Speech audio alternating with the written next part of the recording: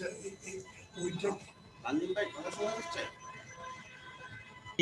are live. Zubair, you can start. Good morning and welcome everyone. The Financial Express is organizing a series of webinars focusing on the budget for the fiscal year.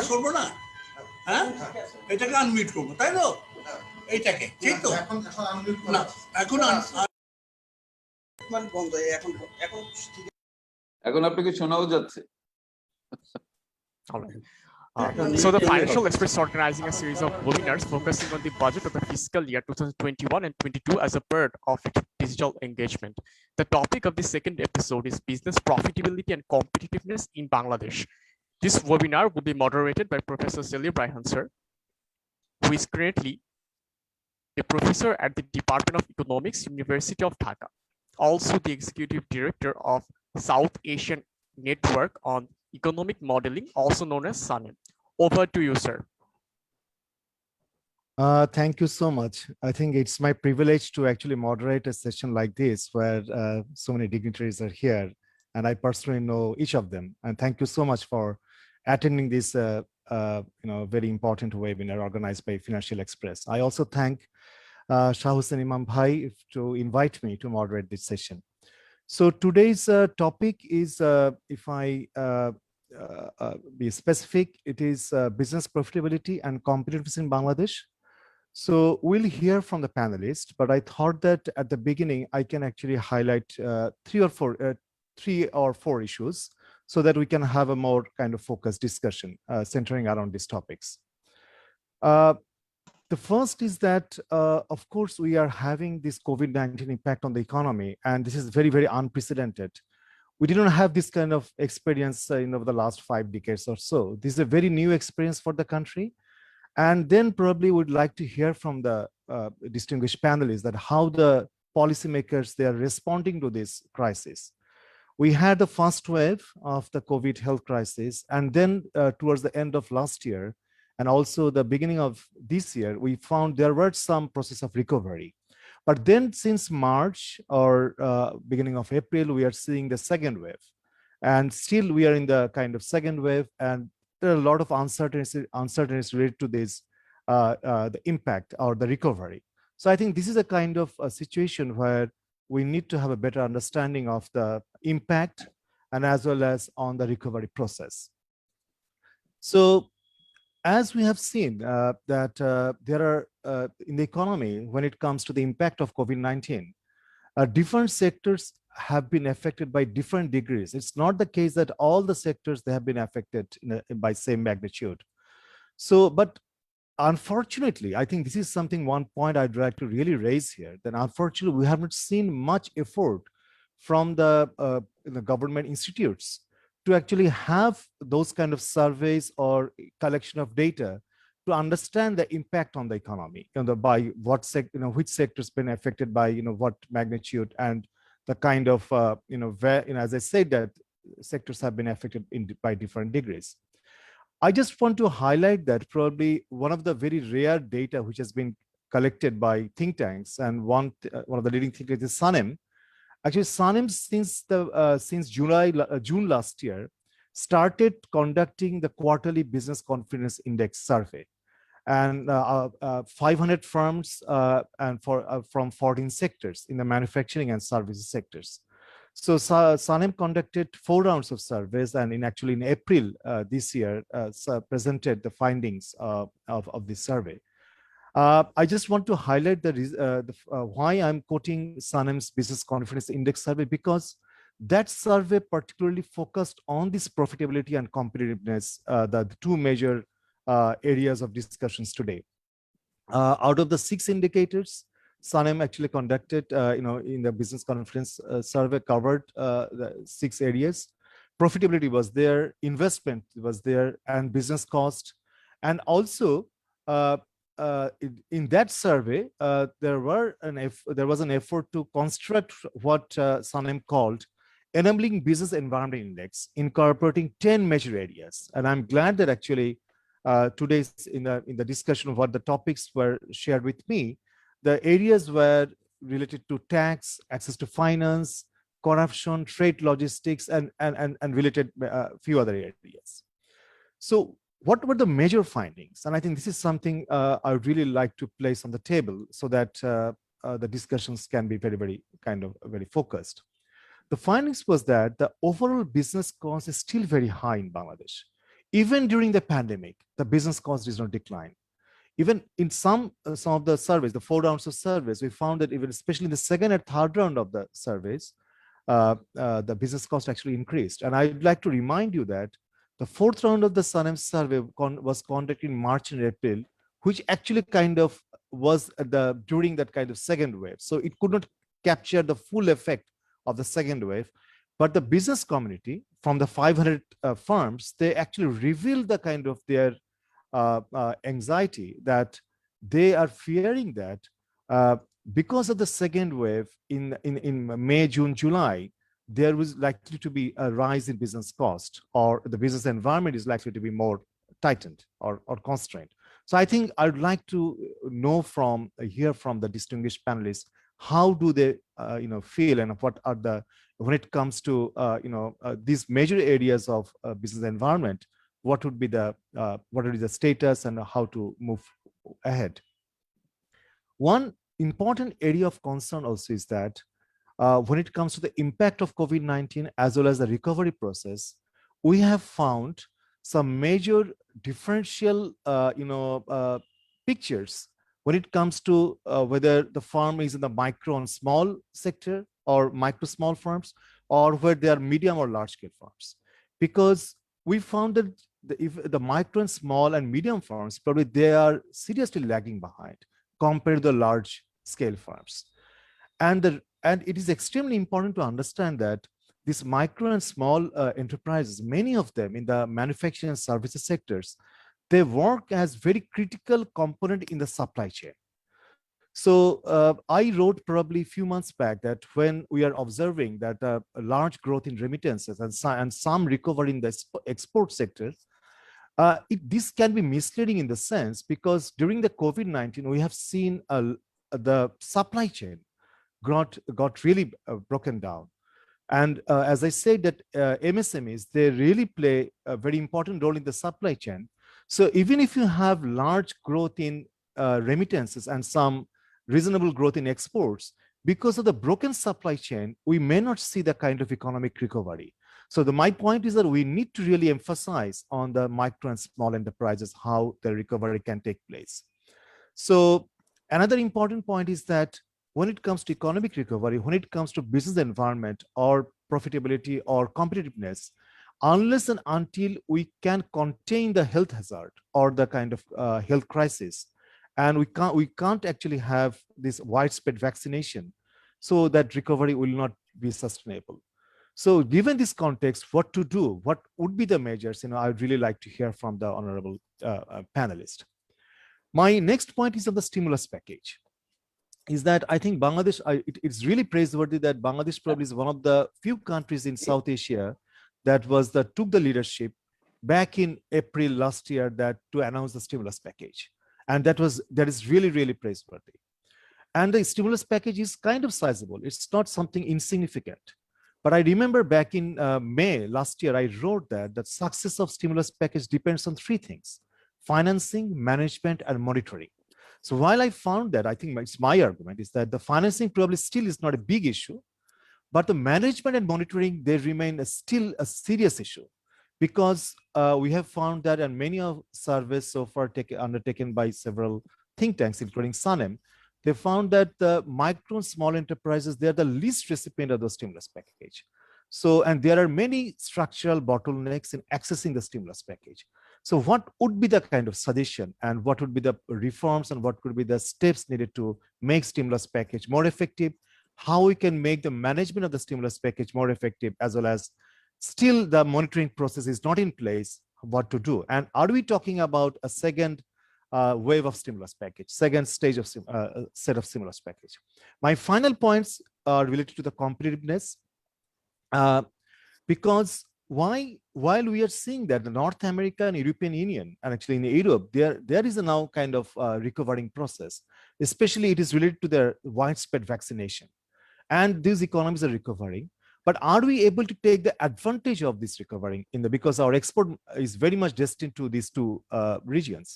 While we are seeing that our major competitors like Vietnam and some other countries, they are actually in a better position. But I think unless and until we get our domestic fronts right in the areas of health hazard as well as in the economic sector, I think whether will we be able to take the advantage of the recoveries which is taking place in North America and Europe. And very finally, all these are related to, I think, that we are talking about, I think, for long, that reforms in some critical areas, and whether that reform is taking place. And the upcoming budget, I think the whole discussion is related to the forthcoming budget, which will be announced on 3rd June. Will the government be interested to undertake the major reforms in critical areas? So I wrote, I think 1.5 years back, that there is a kind of policy paralysis in Bangladesh, because there is a kind of reluctance to undertake reforms in critical areas. I mentioned 3 major areas. One is the taxation sector. I'm glad that Farid Bhai is here. One is on the financial sector. I'm glad that Dr. Ahsan Mansur will be talking on this, and he also will talk on the taxation as well. And on the social sector, especially on the health and education, where the public spending is the lowest. And despite the fact that in the last budget, the allocation of the health sector was increased by 2 times, but actually we have seen that because of the lack of capacity, poor capacity, the spending was unutilized. So what to do? So I would also like to hear from Shah Islam Bhai, because he's holding a very, very important position on all these reform, importance of the reforms, how to stimulate the investment scenario, especially from the private sector, and also attract the foreign direct investment. So with this, may I invite Mohammad Fariduddin, Mr. Fariduddin, to stimulate the discussion. My plan is to actually give initially 6 to 7 minutes to the distinguished panelists, and then again we'll have a second round of discussion after collecting the questions. So Farid Bhai, over to you. Thank you. Thank you. সবাইকে ধন্যবাদ। প্রথমে আমাকে এই অনুষ্ঠানে invite করার জন্য। সেলিম সাহেবকে অনেকদিন পরে দেখেছি, খুব ভালো লেগেছে। আর আমাদের আহসান মনসুর ভাই, সিরাজ সাহেব সবাই আছেন, সবাইকে ধন্যবাদ। আমি আর ভূমিকায় যাব না। সেলিম সাহেব তো শুরুতে ইনফ্যাক্ট সবকিছু বলেছেন যে আসলে আমাদের অর্থনীতির অবস্থা কি, কোভিডে কি ছিল, কোভিডের আগে অবস্থান কি ছিল, এবং আমাদের অর্থনৈতিক কম্পিটিটিভনেস ইন্ডেক্স কোন লেভেলে ছিল, কোন লেভেলে আছে, করাপশনও কোন লেভেলে ছিল, কোন লেভেলে আছে। আমরা মনে হচ্ছে আগেও খুব ভালো ছিলাম না, যেটি বোঝা যায়। তবে এই কোভিডের পরে গত 14-15 মাসে আমরা আজ পিছিয়ে যাচ্ছি। এখান থেকে বেরিয়ে কি করে যাবে, বা আমরা আজকে বিশ্ব অর্থনীতিতে ইউরোপে যে উন্নয়নটা হচ্ছে তার সাথে কিভাবে সম্পৃক্ত হতে পারি, এবং আমাদের অর্থনীতি রিকভারি কিভাবে আমরা করতে পারি, সেই বিষয়টি আলোচনায় আপনার আসছে। আর প্রধানত আসছে যে যারা ক্ষুদ্র, অতি ক্ষুদ্র এবং মিডিয়াম প্রতিষ্ঠান, লার্জ যারা, তারাও কিন্তু এফেক্টেড হচ্ছে এই কোভিডের কারণে। অবশ্যই কোভিডের কারণে, যেহেতু ইকোনমিতে মানুষের বেকারত্ব বেড়েছে এবং ইনকাম কমে গেছে, যেটি রায়হান সাহেব বলেছেন, সিপিডি বলেছে, এবং আপনাদের ফাইন্যান্সিয়াল এক্সপ্রেসের ডকুমেন্টও বলা আছে, আমরা সবাই জানি।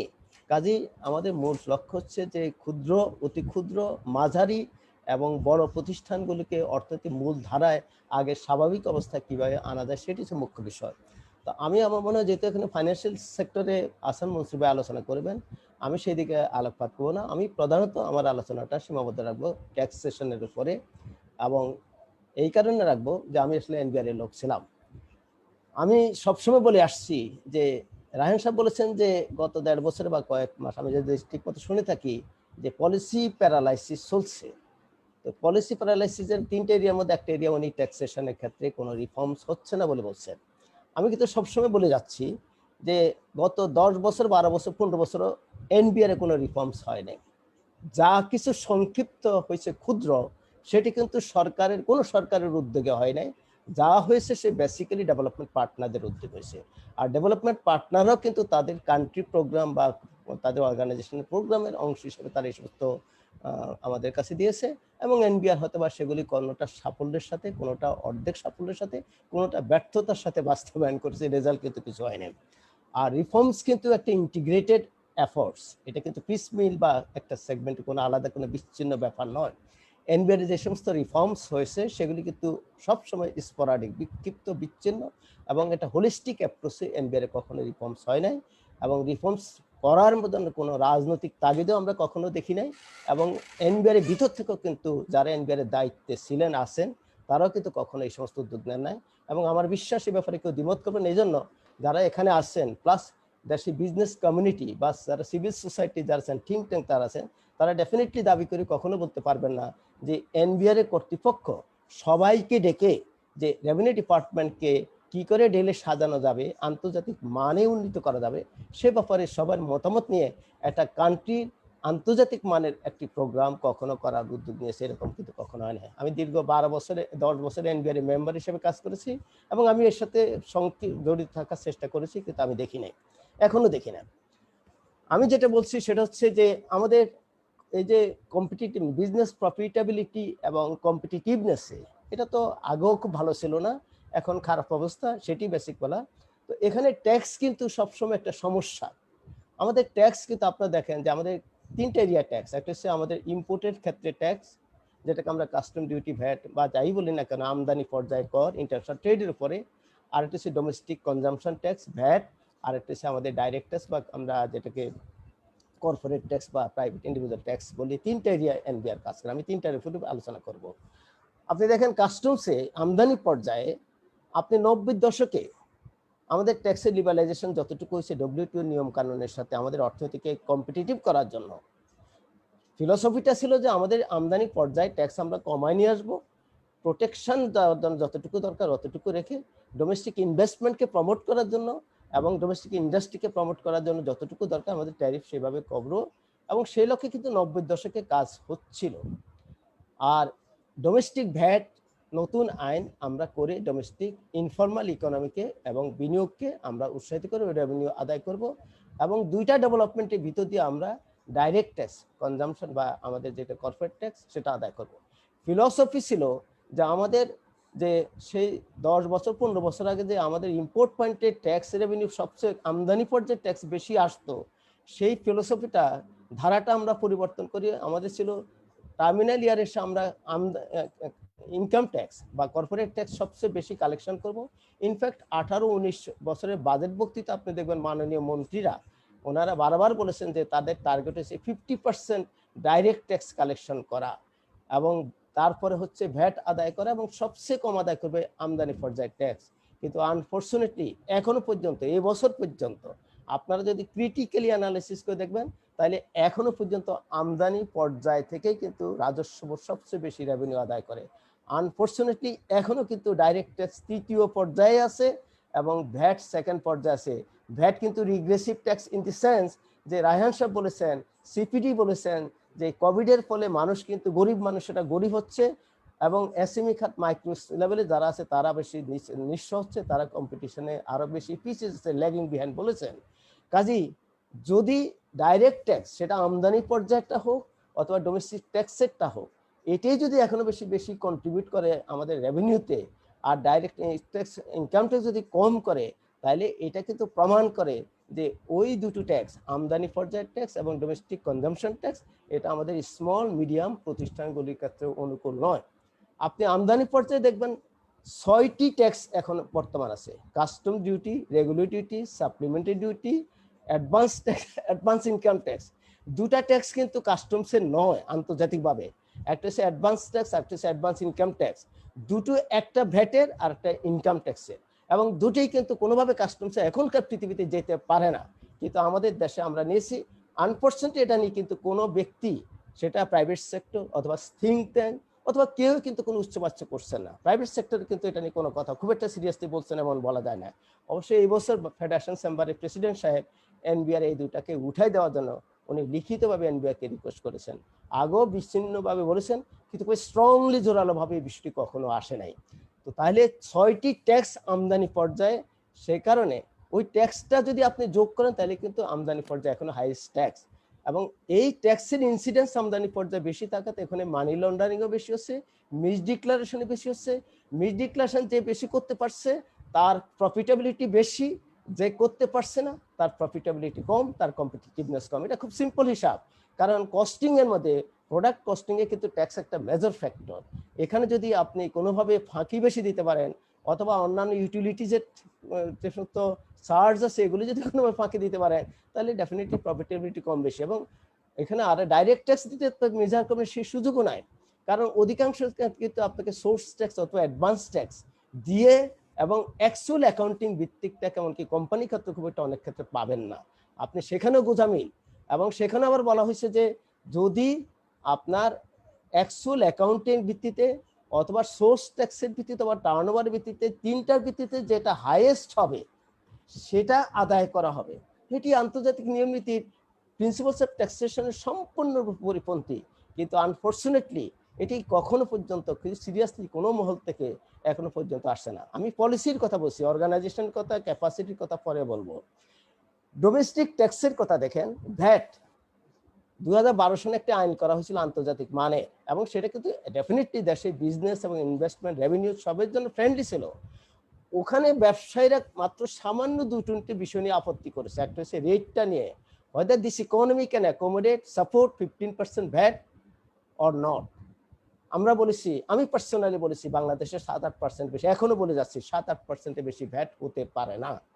কারণ আমাদের বেসিক টার্গেটটা কি? আমাদের বেসিক টার্গেট হচ্ছে আমাদের অর্থনীতি ক্যাশ ইকোনমি থেকে এটা কিন্তু আপনাকে ফর্মাল ইকোনমিতে নিয়ে আসা, ইনফর্মাল ইকোনমি থেকে ফর্মাল ইকোনমিতে নিয়ে আসা। আমি যদি ইকোনমিকে ফর্মালাইজ করতে পারি, আমি যদি ইকোনমির সব ট্রানজাকশনকে, লেনদেনকে যদি আমি ক্যাপচার করতে পারি সিস্টেমে, যেটি বলা হচ্ছে এনাবলিং এনভায়রনমেন্ট ক্রিয়েট করার মাধ্যমে, যার জন্য 600 কোটি টাকা দিয়ে ওয়ার্ল্ড ব্যাংকের প্রকল্প নেওয়া হয়েছিল উদ্দেশ্যে, তাহলে তো আমার ডেফিনেটলি যে আমার টার্গেট ডাইরেক্ট ট্যাক্স আমি রেভিনিউ সবচেয়ে বাড়াবো এবং অর্থনৈতিক উন্নয়নের সুচিকিৎসার প্রমাণ করব। আমি উন্নত দেশে বা উন্নয়নশীল দেশে উত্তরণে সেটা সহজ হবে, সেটা সহজ হতো। কিন্তু আনফর্চুনেটলি সেই 12 সনের আইন ওই সামান্য দুটার জন্য পার্লামেন্টে গিয়ে যখন আবার ফেরত দিল সরকার আবার 2 বছরের জন্য, ওই 2 বছর এনবিআরও কিছু করে নাই, বিজনেস কমিউনিটিও কিন্তু কিছু করে নাই, বা থিঙ্ক ট্যাঙ্ক বা অন্য কারো সিভিল সোসাইটি কেউ কিন্তু ওটা নিয়ে কোনো আলোচনা করে নাই। 2 বছর পার হওয়ার পরে সরকার সিরিয়াসলি বলেছে না আমি এখন এই বছরে আইন বাস্তবায়ন করব। তো আইন বাস্তবায়ন করতে গিয়ে কি করলো, 2012 সনের আন্তর্জাতিক মানের আইনটাকে 1960-70 দশকে একটা পশ্চাৎমুখী আইনে পরিণত করে মাল্টিপল রেট, 8 প্রকার রেট, 8 প্রকার রেট শুনে রাখবেন। মাল্টিপল রেটের একটা নাম দিছে ভ্যাট ও সম্পূরক শুল্ক আইন। এটার নাম ঠিকই আছে, ভ্যাটটা ঠিক হয় নাই, এটার নাম এক্সাইজ বা সেলস ট্যাক্স হলে ভালো হইতো। সম্পূরক শুল্ক ঠিক আছে, কারণ আপনি যে 12 সনের আইনের সম্পূরক শুল্কের তালিকার সাথে 2019 সনের সম্পূরক শুল্কের তালিকা যদি চেক করে দেখবেন, তাহলে সম্পূরক শুল্কের তালিকাটা এটিও আন্তর্জাতিক নিয়ম নীতির পরিপন্থী। যেখানে সেখানে যাচ্ছে তাই মতো সম্পূরক শুল্ক বসিয়ে এই আইনটি পাস করানো হয়েছে, এবং সেটা আমাদের বিজনেসকে, আমাদের রেভিনিউকে, আমাদের কম্পিটিশনকে কিভাবে এফেক্ট করে এগুলি নিয়ে গবেষণা হওয়া উচিত। কিন্তু আনফর্চুনেটলি বিআইডিএস বা অন্যান্য যারা আছেন, আমার মনে হচ্ছে এদের গবেষণা করা উচিত, কিন্তু কেন যেন কেউ এটা নিয়ে কোনো গবেষণা করছেন না, এটা করা উচিত বলে আমি মনে করি। তো ভ্যাটের এই যে মাল্টিপল রেট, তার সাথে দেখেন যে ক্ষুদ্র প্রতিষ্ঠানগুলি, যাদেরকে মূলত আজকে আমাদের আলোচনার লক্ষ্যবস্তু, যে অতি ক্ষুদ্র, ক্ষুদ্র মাঝারি, তাদের জন্য আপনি কি করেছেন, লার্জ ট্যাক্স পেয়ার যারা, তারা ক্ষতিগ্রস্ত কমেছে, সেটা রায়হান সাহেব বলেছেন। ক্ষতিগ্রস্ত হচ্ছে কিন্তু কম হচ্ছে, অথচ দেখেন আমদানি পর্যায়ে তাদের সুবিধা, তারা যদি কমপ্লায়েন্ট হয়, কমপ্লায়েন্ট মানে ভ্যাটের রিটার্ন দিলে তারা কিন্তু কোনো একটা র মেটেরিয়াল কম ট্যাক্সে আনতে পারে। ওয়ারেস ক্ষুদ্র মাঝারি যারা ইম্পোর্ট করতে পারে না, যারা ডোমেস্টিক মার্কেট থেকে, বাজার থেকে কিনে, তাদের কিন্তু ওই ভ্যাটের ইনভয়েস পান না। যিনি আমদানি করেন তাকে ইনভয়েস দেন না, তাকে হয় 5% ট্যাক্স দিয়ে আবার কিনতে হয় বা 15% কিনতে হয়। তো আমদানি পর্যায়ে ট্যাক্স বা ডোমেস্টিক ভ্যাটের চালান না পেলে তার জন্য ক্যাসকেড মানে আমদানি বা লার্জ ট্যাক্স পেয়ারের জন্য যেখানে ভ্যাট 15%, একজন ক্ষুদ্র মাঝারি এবং অতি ক্ষুদ্র ট্যাক্স পেয়ারের জন্য, তার জন্য সেটা কিন্তু 15 জায়গায় 25-30% গিয়ে দাঁড়ায়। তো 25-30% যদি একটা ক্ষুদ্র প্রতিষ্ঠানের ট্যাক্সের ইনসিডেন্স দাঁড়ায়, তার সাথে যদি এই কোভিডের কারণে অর্থনীতি সংকুচিত হয়, মানুষের আয় কমে যায়, পার্চেজিং ক্যাপাসিটি কমে যায়, সেলস কমে যায়, প্রোডাকশন কমে যায়, সাপ্লাই চেইন কনস্ট্রেন্ট দেখা দেয়, তাহলে সেই ক্ষেত্রে ওই প্রতিষ্ঠানগুলিকে আপনি সরকারি স্টিমুলাস দিয়ে কি সাহায্য করবেন? সরকারে কত পার্সেন্ট, 4%, 5%, 20%, 30% করতে পারবেন আপনি জিডিপির ওই সমস্ত খাতের জন্য? আপনি করতে পারলেও তো সেটা ডিস্ট্রিবিউশন সমস্যা, যেটা রায়হান সাহেব বলেছেন যে ফর্মাল সেক্টর আছে, ইনফর্মাল সেক্টর আছে, আপনি তাদের কাছে কিভাবে পৌঁছবেন? এই সব মেকানিজম কি আমাদের আছে? নাই। এবং এটা নিয়ে আমরা কোনো গবেষণা কখনো করি না, আমরা তো সব জাস্ট হালকাভাবে কাজ করি। কাজে এইগুলি খুব চ্যালেঞ্জিং বিষয়। ভ্যাট ডেফিনেটলি এফেক্ট করছে সিরিয়াসভাবে স্মল মিডিয়াম প্রতিষ্ঠানগুলিকে, এটি অবশ্যই সিরিয়াসলি ভাবা দরকার। কিন্তু আনফর্চুনেটলি এই বছর তো ভ্যাট বাজেট অলরেডি পাস হয়ে গেছে, মানে পাস মানে কমপ্লিট হয়ে গেছে ডকুমেন্ট, আমি যতটা বুঝি জানি। কারণ 3 তারিখে যদি বাজেট পেশ করে তাহলে তো আর বেশি সময় নাই। আমরা আজকে ভালো বাজেটের জন্য আলোচনা করছি, সেটা কেন করছি, এটা অনেক দেরিতে হয়ে গেছে বলে মনে হয়। আমি জানি না কতটা কাজ হবে। আসেন income Farid tax. bhai, Jodi, if you allow me, can we, if you can take 1 minute now at this moment, so that we can come back to you later. Is আচ্ছা it ঠিক okay আছে, with you? আমি শেষ করে দেই। Please, শেষ করে for the just for now, yeah, just it Okay, take 1 or okay. 2 minutes. Yes, please. ওকে ওকে। আয়করের ক্ষেত্রে দেখুন, আয়করের ক্ষেত্রে আপনি আমদানি পর্যায়ে এআইটি বসিয়ে দিয়েছেন, কিন্তু এটা হয় ফাইনাল অ্যাসেসমেন্ট হিসেবে বলেছেন। ফাইনাল অ্যাসেসমেন্ট হওয়ার মানে কি? Is it income tax? No more, this is indirect tax and people are adding it to cost. শেয়ার সাহেব আছেন, এগুলি ভালো বলতে পারবেন, ওনার area, they are adding it to cost. তো কস্টের সাথে যোগ করলে they are transparent to the consumer. Who are the consumers? যার ইনকাম কমে গেছে আপনি বলছেন, তাহলে তার টার্নওভার কোথা থেকে বাড়বে? তার কম্পিটিটিভনেস কিভাবে ঠিকবে? আবার সোর্স ট্যাক্স আপনি নিচ্ছেন, সেটাও কিন্তু আপনি করছেন। আবার অনেকের ক্ষেত্রে বলছেন কি, আমদানিতে র মেটেরিয়াল ইম্পোর্ট করলেও ট্যাক্স দিতে হবে, সেটা স্পেসিফিক বলে দিচ্ছেন, এবং আবার বলছেন এটা final. Once you say income tax is final, তাহলে এটা তো আলটিমেটলি আপনি অ্যাকাউন্টিং প্রিন্সিপালে অ্যাকসেপ্ট করছেন না, তাহলে এটা তো ইনডাইরেক্ট ট্যাক্স। আবার প্রোডাকশন হলে সেখানেও বলছেন আপনাকে ট্যাক্স দিতে হবে, ইনকাম ট্যাক্স কাটতে হবে, সেটাও ফাইনাল। তাহলে ওই প্রতিষ্ঠানগুলি কি করবে? আর ক্ষুদ্র মাঝারি যে আছে তাদের যে কি অবস্থা হয়, ইনকাম ট্যাক্সের রিটার্ন কারা দেয় কারা দেয় না, কারা অ্যাকচুয়াল অ্যাকাউন্টিং এ দেয়, কারা ওই টার্নওভারে দেয়, কারা ওই যে অ্যাডভান্স সোর্স ট্যাক্সের ভিত্তিতে দেয়, এগুলি নিয়ে গবেষণা হওয়া উচিত বলে মনে করি। এনবিআর গবেষণা সেল আছে। আহসান মনসুর ভাই শুনলে হয়তো আমাকে এখন বকাঝকা করবে, আমরা চেষ্টা করেছি, কিন্তু এনবিআর গবেষণা সেলকে শক্তিশালী করা দরকার। এবং সেখানে এই যে আপনারা রায়হান সাহেবরা আছেন, আমাদের আহসান ভাইরা আছে, এদেরকে সম্পৃক্ত করা দরকার, বিশ্ববিদ্যালয়কে সম্পৃক্ত করা দরকার, এই সমস্ত এই সমস্যাগুলিকে অ্যাড্রেস করা দরকার। আমি মনে করি এগুলিকে অ্যাড্রেস না করলে এই সমস্যার সমাধান হবে না। আমি আপাতত শেষ করছি, ধন্যবাদ। Farid bhai, thank you so much. I think we want to listen more from you, and we'll come back to you again, because I think you touched upon some very, very critical issues, and especially they go beyond the normal discussion. They involve many political, economy, and institutional issues, and it's a very fascinating discussion. And given your experience at the NBR, I think these are very, very rich kind of information you are sharing, or experience you are sharing with us, and I would like to come back to you. May I now move to Dr. Ahsan Mansur, because I think, sir, nothing is needed to stimulate you, especially to listen from you, because you have been involved with this kind of tax reform, and even in the financial sector for decades. So, what do you think that given the current context, and especially when it comes to COVID situation, and revenue mobilization is a big challenge. At the same time, we are not even developing our capacity to execute many of the the programs or reform process. So what to do then? Sir, over to you. Sir, you have to unmute. Thank you, Selim, and let me thank also Financial Express for inviting me to speak on these issues. Selim has raised a number of issues. First, I address one of those, and then come back to the NBR tax issues and so on. Overall, যেটা হচ্ছে যে business cost increase করেছে, এটা কিন্তু is not only Bangladesh specific, এটা global phenomenon.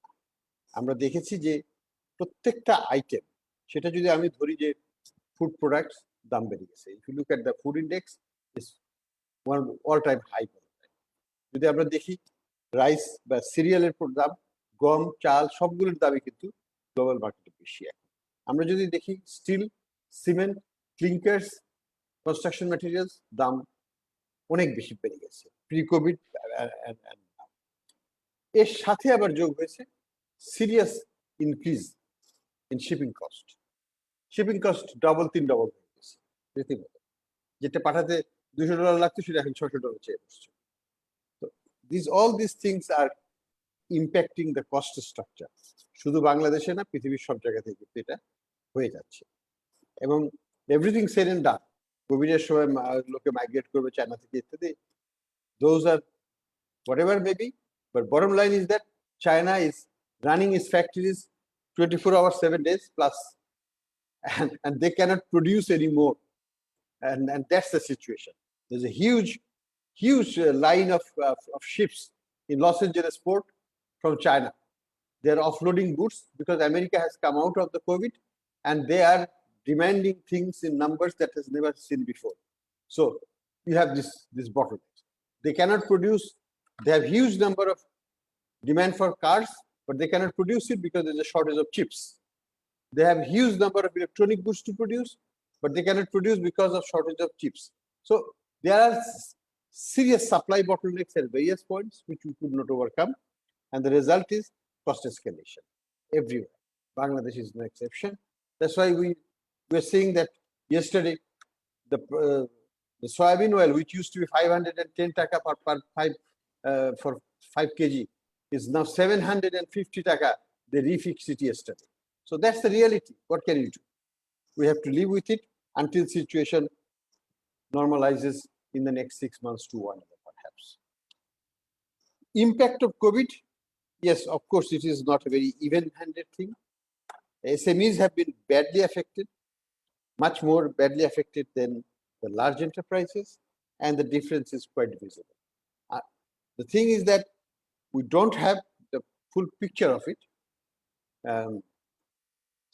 We did 2 surveys from BRAC Bank for our SME customers.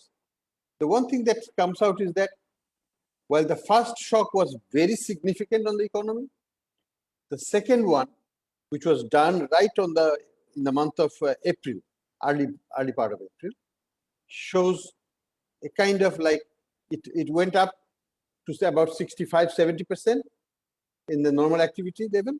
It came back to 45. So in the first round, it came down to 20s. It went up to 65, then came back to 45. So decline is not as steep in this second wave. So they could manage it better in the second wave. They knew and how to cope with it. And the government also allowed them some space by allowing them to remain open, etc., etc. So they could manage it a little better. The impact will still be there, quite significant. 20% is not a matter of small shock, but better than 80% decline in output. That was in the first round case. Stimulus package, we know that it has been successful particularly for export sector. They could retain their workers. They could make supplies met on time, and Bangladesh's export performance have been reasonably okay. It is not exceeded the level of pre-COVID time, but it is not bad under the circumstances. So I think it works there. It also worked quite well for the large enterprises. They got it. Almost all of them, whoever wanted it, got those. Problem is with the small, as always. And there, first of all, the number was not that great, 20,000 crore, because the number of recipients is very large. Secondly, the delivery mechanism has not been very effective. Most institutions could not deliver what they were allocated for. Only I can say that on the BRAC Bank, we delivered 1,100 crore that was allocated to us. We did it. Then Bangladesh Bank gave us another 200 crore. We delivered that also. Then Bangladesh Bank gave BRAC Bank another 200 crore to deliver to the SMEs. We delivered that also. So BRAC Bank has delivered 1,500 crore taka that was given to it. But most other banks could not do it. And that's why we still have about 65-70% disbursement, almost more than 1 year after the whole allocation was made. Now, yes, I think we need a second package for some of the enterprises, and that's SME in particular. The SME sector, the amount of was given is not adequate. And secondly, there was problem with that. Problem is that a lot of allocations were stuck and still stuck, like the allocations given to microcredit institutions. You gave the money, it's okay. But you told them that you have to lend at 9% cap. No microcredit in Bangladesh or anywhere in the world can operate at 9% cap. So they simply said, please take the money back. We can do our own business to the extent we can. We don't want to make it on 10% loss by disbursing the government money to small enterprises. So non-stop. They gave money to SAB Foundation. SAB Foundation sat on it, and then they realized that we cannot disburse it. Let's call the banks. So they called BRAC and many other banks and said, okay, please distribute it. They gave money to, so you see, you have to think through who has the capacity, who doesn't have the capacity. They gave the money to, what is the Provashi Kalyan Bank. They have nothing to do with SABs. They were also sitting on the money. They haven't disbursed anything because they don't have the instruments or the mechanism in place to disburse. So you have to give the responsibility to those who can deliver it. Just don't allocate and expect that it get delivered. You have to think through the process of it. I think in terms of expectation for export recovery, North America has come out fully. They are, I mean, yesterday I was looking at CNN and they're saying that the airline travel booking has exceeded the normal level. Airline. And hotel cost is now higher than the normal level. So this is what's happening now. So people want to go out in mass, and they have been stuck in the country or in the house for long. So this market is going to boom. Issue is that, and they're buying also. They're buying clothes as well in huge quantities. Issue is, are we ready for the post-pandemic economic recovery? That's the issue. Have we invested enough? Have we made the necessary transformation of the kind of products they will be demanding? Yes, they will be demanding in high numbers. But do we have those products that they will be demanding? They're demanding synthetic fiber-based, man-made clothing. But we are producing only cotton. So we have a mismatch there. We have a problem. We have not also invested hugely during this COVID period in our upgradation of our technological base and so on. So issue is that, are we ready? Market is there. I think if you come to the tax policy issues, I think Farid has gave a good description. I don't want to say too much. He's insider, he knows it, and I also know all of those. The issue is, in my view, that, look, NBR has taken a number of good initiatives, but they never completed any of them. The NBR, what is they call this modernization plan, which I think Farid also worked on that, which was presented to Parliament for information and to the Cabinet for approval. Everything was done, but not implemented. For one day, even they talked about it. So, what do we expect from those? There's no shortage of ideas. We know what is the problem. We know what needs to be done. But what is missing is that it will not be done by NBR from within. I can tell you there. It has to be done from top down. We have to have the political commitment, strong political commitment to get those things done. And that's not there. It was not there. And the reason, let me give you one example. I was sitting with Finance Minister Shah one day, and we decided that in order to salvage the VAT, we would like to get the Prime Minister to inaugurate one event of the VAT, one small event. And the request was made by him, but it was not done. And that gave the signal that there is a There's a lack of political commitment to that. And then everybody else jumped on it and they killed it. What we have now in the name of that is, as Farid rightly said, I call it multi-stage excise tax. It is cascading, it is distorting, and let me tell you, it's killing the SME sector. It's killing the SME sector. Why? Say, for example, Walton, big corporation, huge corporation actually. They have about $4 billion market cap now, the second after Grab. If they want to subcontract something to a company, there will be 10% VAT. They have reduced it, but that 10% will go on top of the 15% that the Walton is paying on this final sale, because they cannot take credit on the 10%. So why will anybody be subcontracting out? Nobody. What is happening? I was sitting in the board of Bragg Bank and I saw several applications. This is important for Sirazul Shah. I saw several applications on several occasions coming that we have 2 or 3 companies. We want to put them under one company. Why? Because we sell one company's products to other and it becomes subject to VAT. So it's no longer sustainable. So please allow, as a banker, to merge all 3 into one. So they're seeking permission from the board of their lending banks, permission for merging them. What are you creating? We are creating, Selim, you know it very well, we're creating vertical integration. And that is not the best efficient way to do it. I was looking at Walton's production inventory cycle. It's more than 15 months. A product, an input that comes in, and the final product that is sold is 15 months. We asked why it is 15 months, why it is so low, so high, so long. You are costing, you are taking financial cost.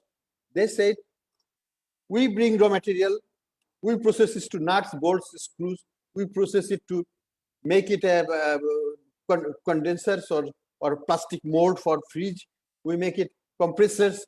Everything is made there from nuts and bolts to this and that. They don't buy anything from anyone. So that nut and bolt to be added to the final product and to be sold, everything, when the whole cycle is completed, it is 15 months, which should not be more than 3 months. But they still make money. They say that, look, if we don't do it, we have 2 problems. One is that we don't control our own inventory ourselves. And the second one is that there will be taxation. So you have to think about it seriously, that distortions you create in a stroke of a pen is leading to industrial restructuring, which is detrimental to the SMEs, which is detrimental to the horizontal expansion. Why VAT instead of excise? Why? It is the credit mechanism, input credit chain. And by creating multi-stage non-creditable taxes, you have made it multi-stage excise and cascading of taxes, tax on tax. The tax on tax incidence in Bangladesh right now, as I told to the finance minister on the day he was introducing it, that your tax incidence would be maximum 37% from 15%. And it will lead to this kind of organization of restructuring of our production structure, which will be inefficient. And you have created that environment. So who should you blame?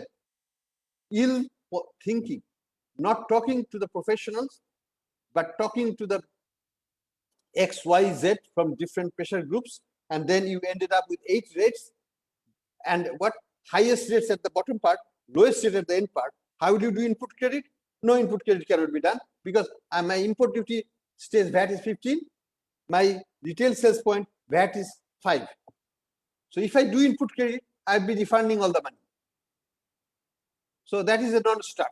You have to keep either 15 across the board, or in the bottom part you have to increase it to 20. So you have some money left to collect from the law rate. Nobody thought through that.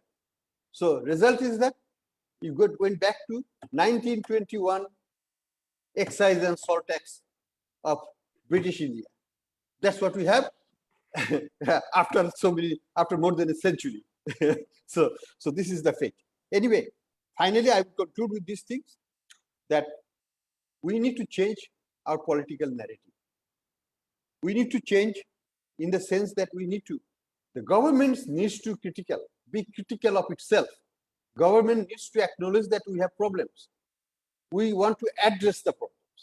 Unless we acknowledge the problem, we are not self-critical, we will never be addressing the problem. Our problem is in the political narrative and believing, and with that comes the belief that everything is good. There is no need to change. There is no need to reform. Somehow the 8% growth will keep coming. It has been coming with a stroke of a pen, and it will keep coming in that way forever. So there is no problem in Bangladesh. Suddenly we become $2,200 income per capita. No matter COVID, nothing matters. Our per capita income keeps going up. Now we are much higher than India and all that. But the reality on the ground, the main street thing is that it is not the reality. Bangladesh people are not richer than people of India. That's a fact. We have to accept it. But we are fooling ourselves by telling that we are better. So we need to know that. If we go and compare the value of our taka with Indian taka, yes, it's much higher. But the purchasing power parity, the same dollar in India will buy you much more than the dollar in Bangladesh will buy you for. This is where it gets reflected at the end of the day. The living conditions will speak for itself. So we need to redefine our political narrative if we really want to redo our policy making and go for structural reforms in a fundamental way that we need to do. Thank you. Thank you so much, Dr. Ahsan Mansur, especially highlighting some very critical areas. And you also cited some real, real life examples, especially the way you cited examples on the Walton and its integration with the SMEs and the challenges. My fear is that we have been hearing quite a lot the past decades that we want to be Singapore or Malaysia or some of the Southeast Asian countries. But then the way those countries actually integrated their SME sector in the whole economic development process, and tax actually really, and access to finance, these two areas really played very critical roles. So why we are really failing, we are not able to do that, despite the fact that we want to be Singapore, we want to be Malaysia. So I know that many things are on the plate of Shaykh Islam Bhai, on your plate now, because you have heard Mohammad Farid Uddin, and of course you have heard Dr. Ahsan Mansur on very critical areas. So what is your take? Over to you. Okay. Thank you very much. First of all, please allow me to thank Financial Express for inviting me to this very important event. And I'm really, I would rather say, educated myself today with the discussion that have been coming up from Mr. Farid Uddin, because he talked about the tax system from inside. And well, I joined several discussions, and in all discussions, wherever there is any economic topic, the tax VAT is invariably the subject of that discussion. But the in-depth discussion that Mr. Farid Uddin in fact disclosed rather, it never came out. And then supplemented by Ahsan Mansur. He's a Pandit, and he being an economist, and also I would say that he's a applied economist. Not only he's an economist, but what he knows, he applies it in the field. And from that personal experience, he talk in webinars or workshops, seminars, whatever it is. Let me talk with what Mr. Ahsan Mansur finished with. I fully agree with him. We need to self-criticize ourselves. If we cannot do that, perhaps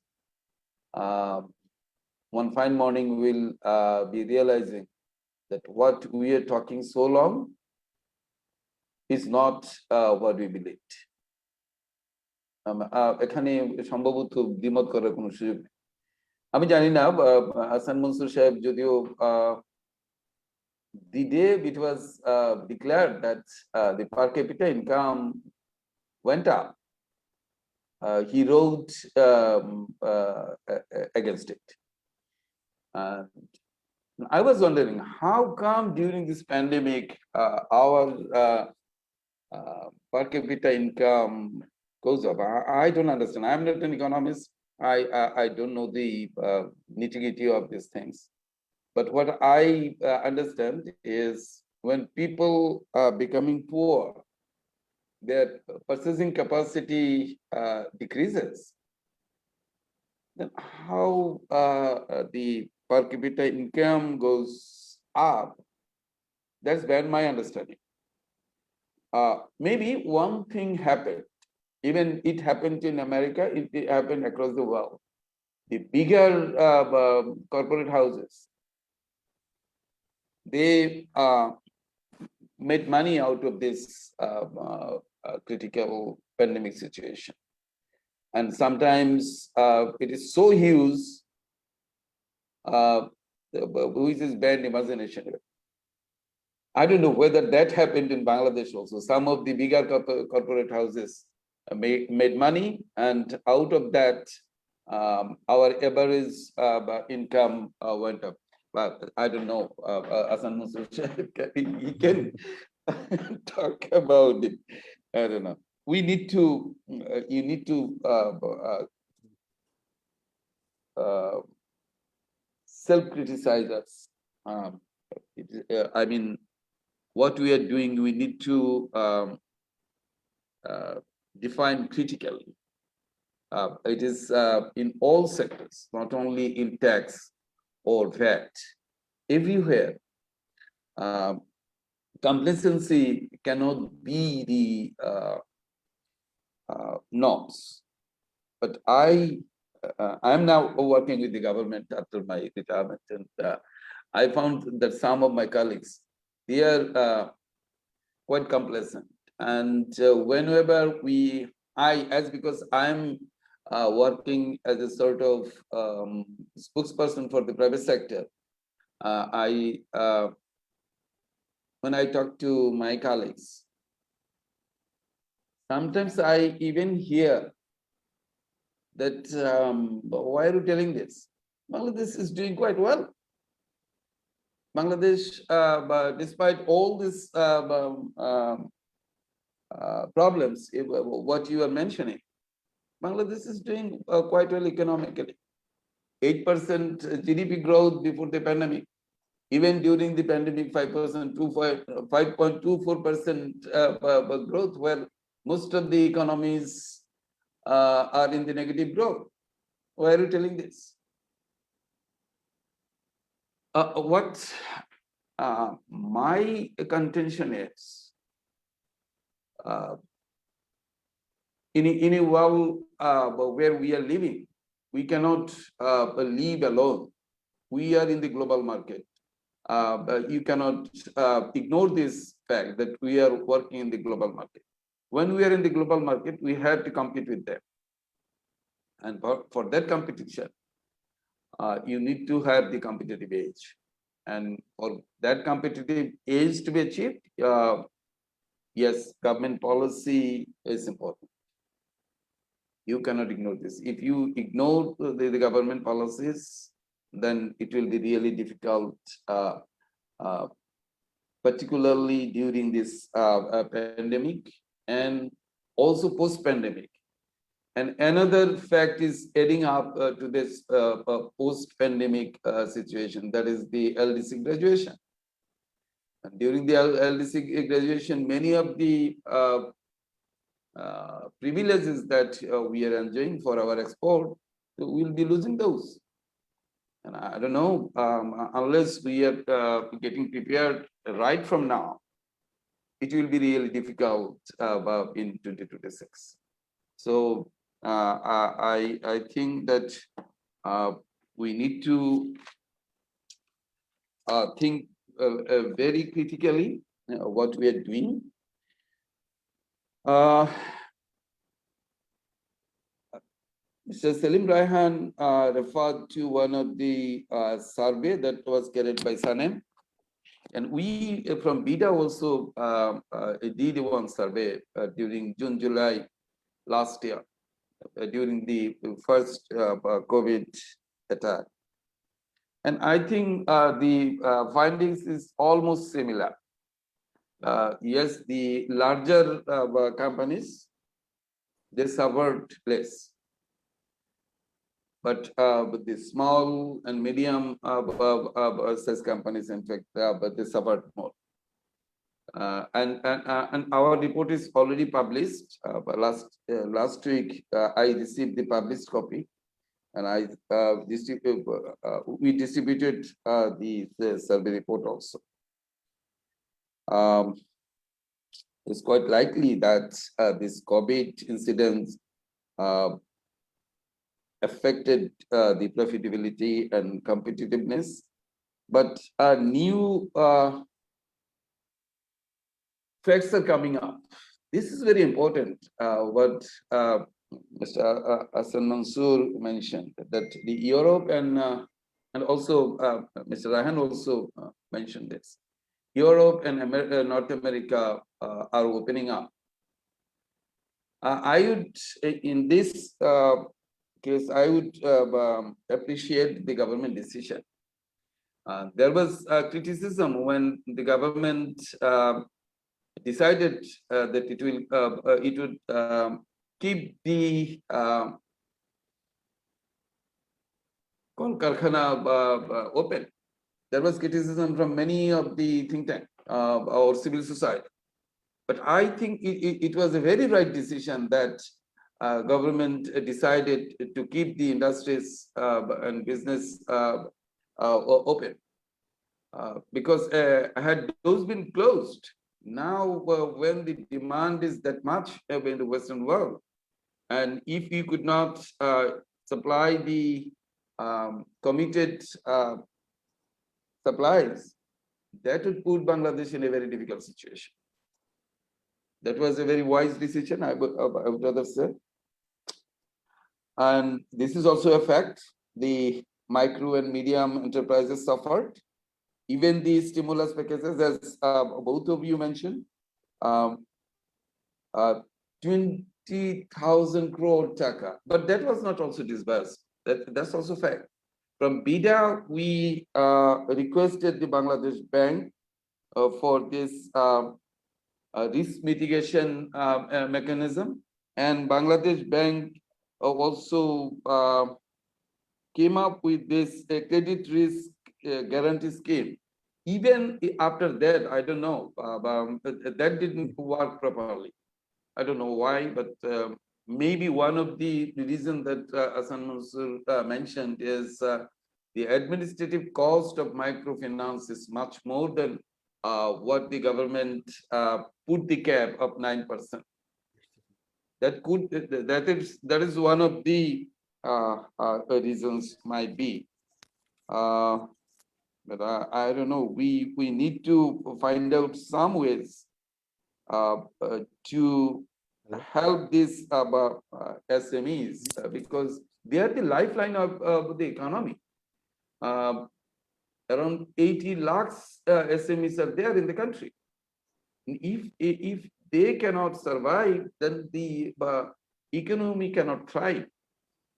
That's definitely the case. As per reform in budget, well, Mr. Farid Uddin, he was telling that for the last 12 years when he worked as a member NBR, nothing happened. Let's not be that much pessimistic. Something is going on, definitely. Some reforms are going on, and we are putting pressure from the government agencies, from the private sector, and we are, in one of the seminars like this, it was mentioned that because NBR has been tasked two things together. They are making the policy and they are also responsible for recovering the revenue for the government, collecting the revenue from the government. That puts them in a dilemma. They become sort of scared. If I go for this policy introduction, this reform introduction, whether I'll be able to collect the revenue that I have been asked to collect for the government. That's a real challenge. And there are also suggestions from the civil society that there should be two wings at least. One will make the policy, another will collect the revenue. But NBR is doing some reforms. I know that last year we suggested that the corporate tax, which is perhaps one of the highest in the region, should be reduced. We suggested to reduce the corporate tax from 35% in general to 25%. Anyway, NBR reduced it to 32.5%. That was a sort of relief. And this year also, we from BIDA, we suggested that it should be not more than 25% because we have to compete with other peer countries. And where the corporate tax is not more than 25% anywhere in the region. If you talk about India, Myanmar, Vietnam, Cambodia, nowhere. In Vietnam, who were the contender in the export, at least for the governments, it is about only 20%. And we have 32.5%. So I'm following the newspaper items, and I found that maybe NBR will be considering to reduce this corporate tax further this year. Let's see. People are thinking that it might be 30% this year, and that would be a good improvement, I think, in the tax regime. But the technicalities that Mr. Farid mentioned, if those remains, even if the general corporate tax rate is reduced, people will not feel that much comfortable. But Mr. Ahsan Mansur and Mr. Farid attempt as multiple stages of VAT. No, why not we simplify this? We should simplify this because this backward linkage and the forward linkage, these are important for the industrialization. From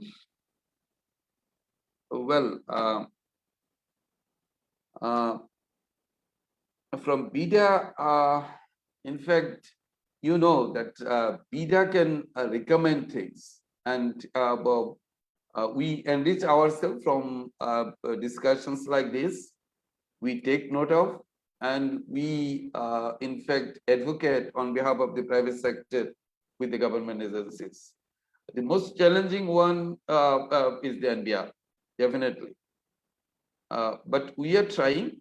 We are trying our best.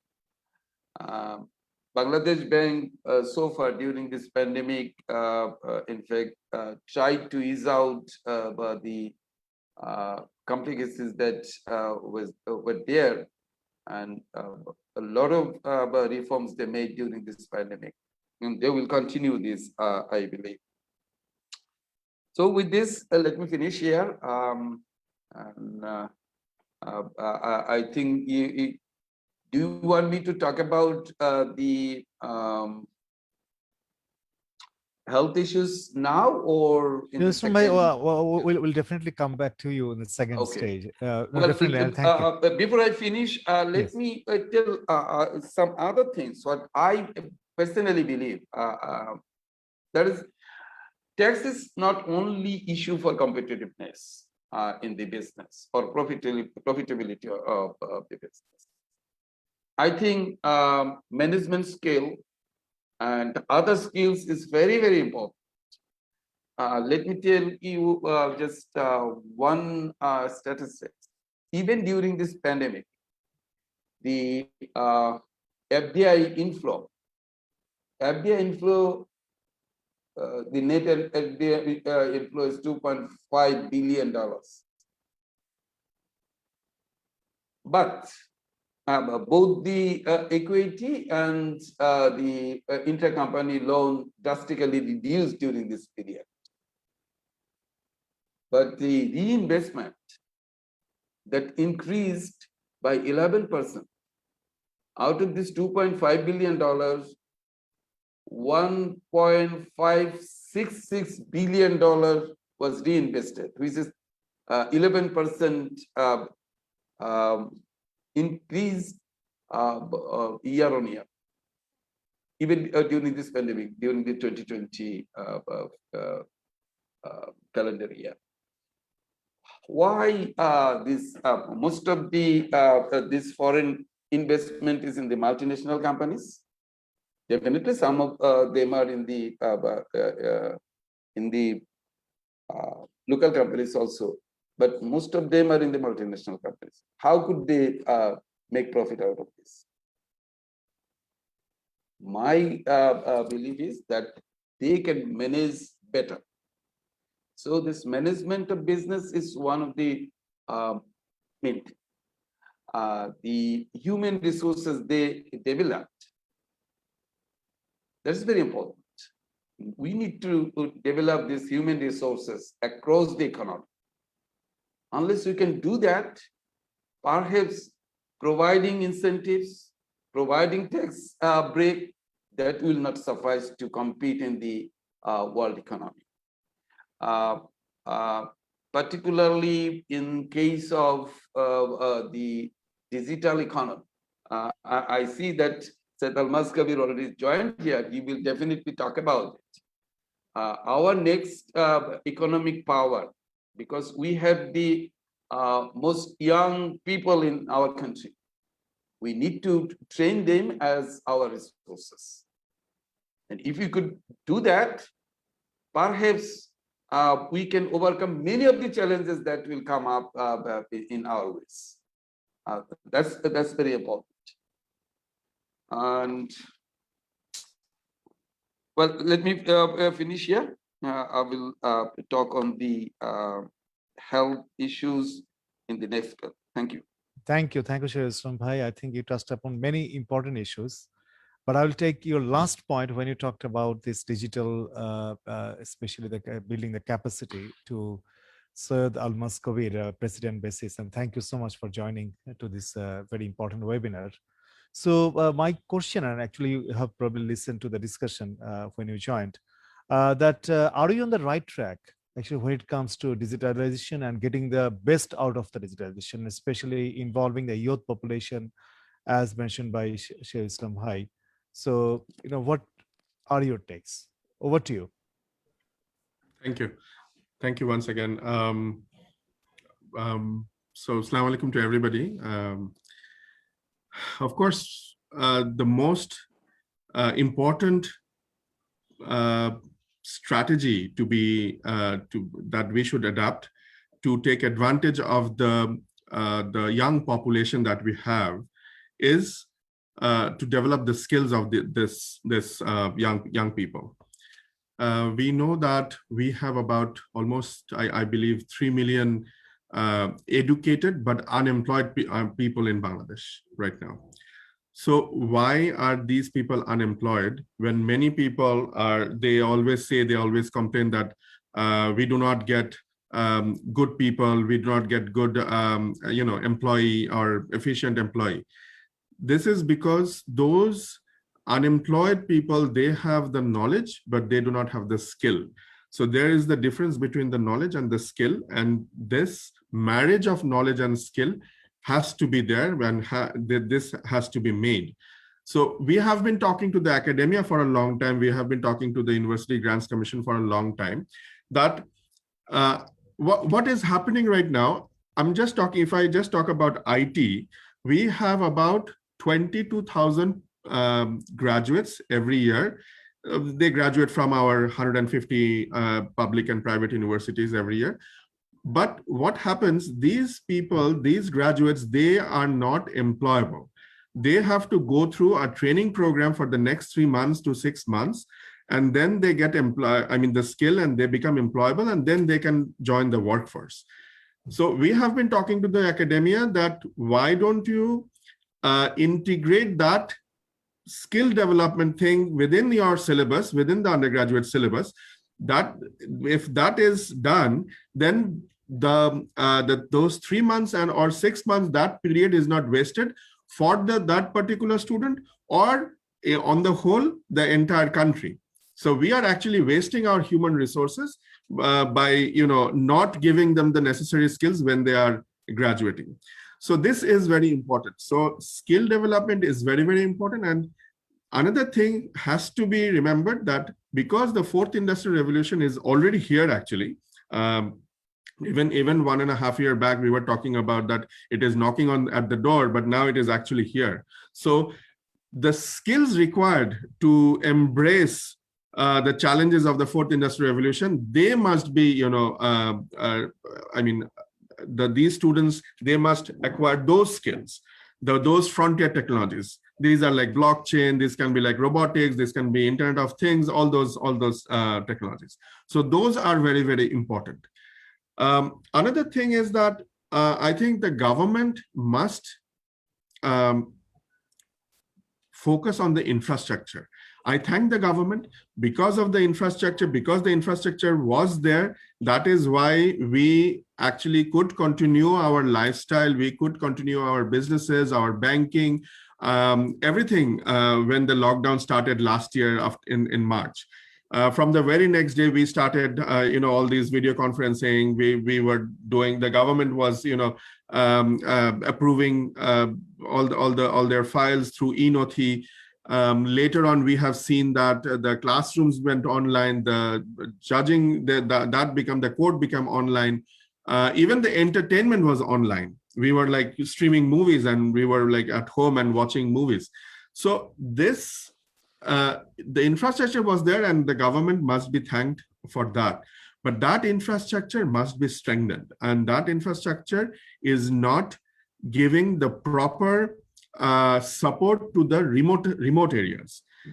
We always tend to think about the Dhaka and Chittagong and the district headquarters. But if we go to the rural areas, if we go to the suburbs, then this infrastructure is not strong enough. If that infrastructure can be strengthened there in all parts of Bangladesh, in the remotest parts of Bangladesh, we will see many young people will start using that infrastructure, start using internet as a vehicle, and get into the economic activity and start contributing in the economy. It could be digital commerce, it could be freelancing, whatever. So that support has to be there. The infrastructure, the availability of internet, fast internet, affordable internet, that is very, very required. Another thing that I just want to mention is that I was actually writing on the chat that there has been a lot of what we have seen in the last 1.5 years, that we have seen a tremendous growth in online transactions. And you will be very happy to know, I'm sure you know this, that the digital transaction has actually doubled when people started buying online. When I say digital transaction, I meant digital payment. It's like maybe by credit card or debit card or by mobile financial services like that. So that has doubled from 15% to 30-35%. So this momentum must be maintained. We have from basis, we have proposed 2 different things, one to NBR, one to Bangladesh Bank. One is that to keep all kinds of digital transaction, digital payment from out of the purview of VAT, at least for the next few years, so that consumers are encouraged more and more to pay by digital financial services, be it credit card or MFS or whatever. And another thing that we have proposed to the Bangladesh Bank, and they have agreed on principle, is that to declare a cashback incentive on any kind of digital transaction, This is a very interesting thing. Government must allocate a budget for this, that anybody doing a digital transaction by credit card or MFS or debit card, anything, any cashless transaction, the seller and the buyer both will get a certain amount of cash back from the government.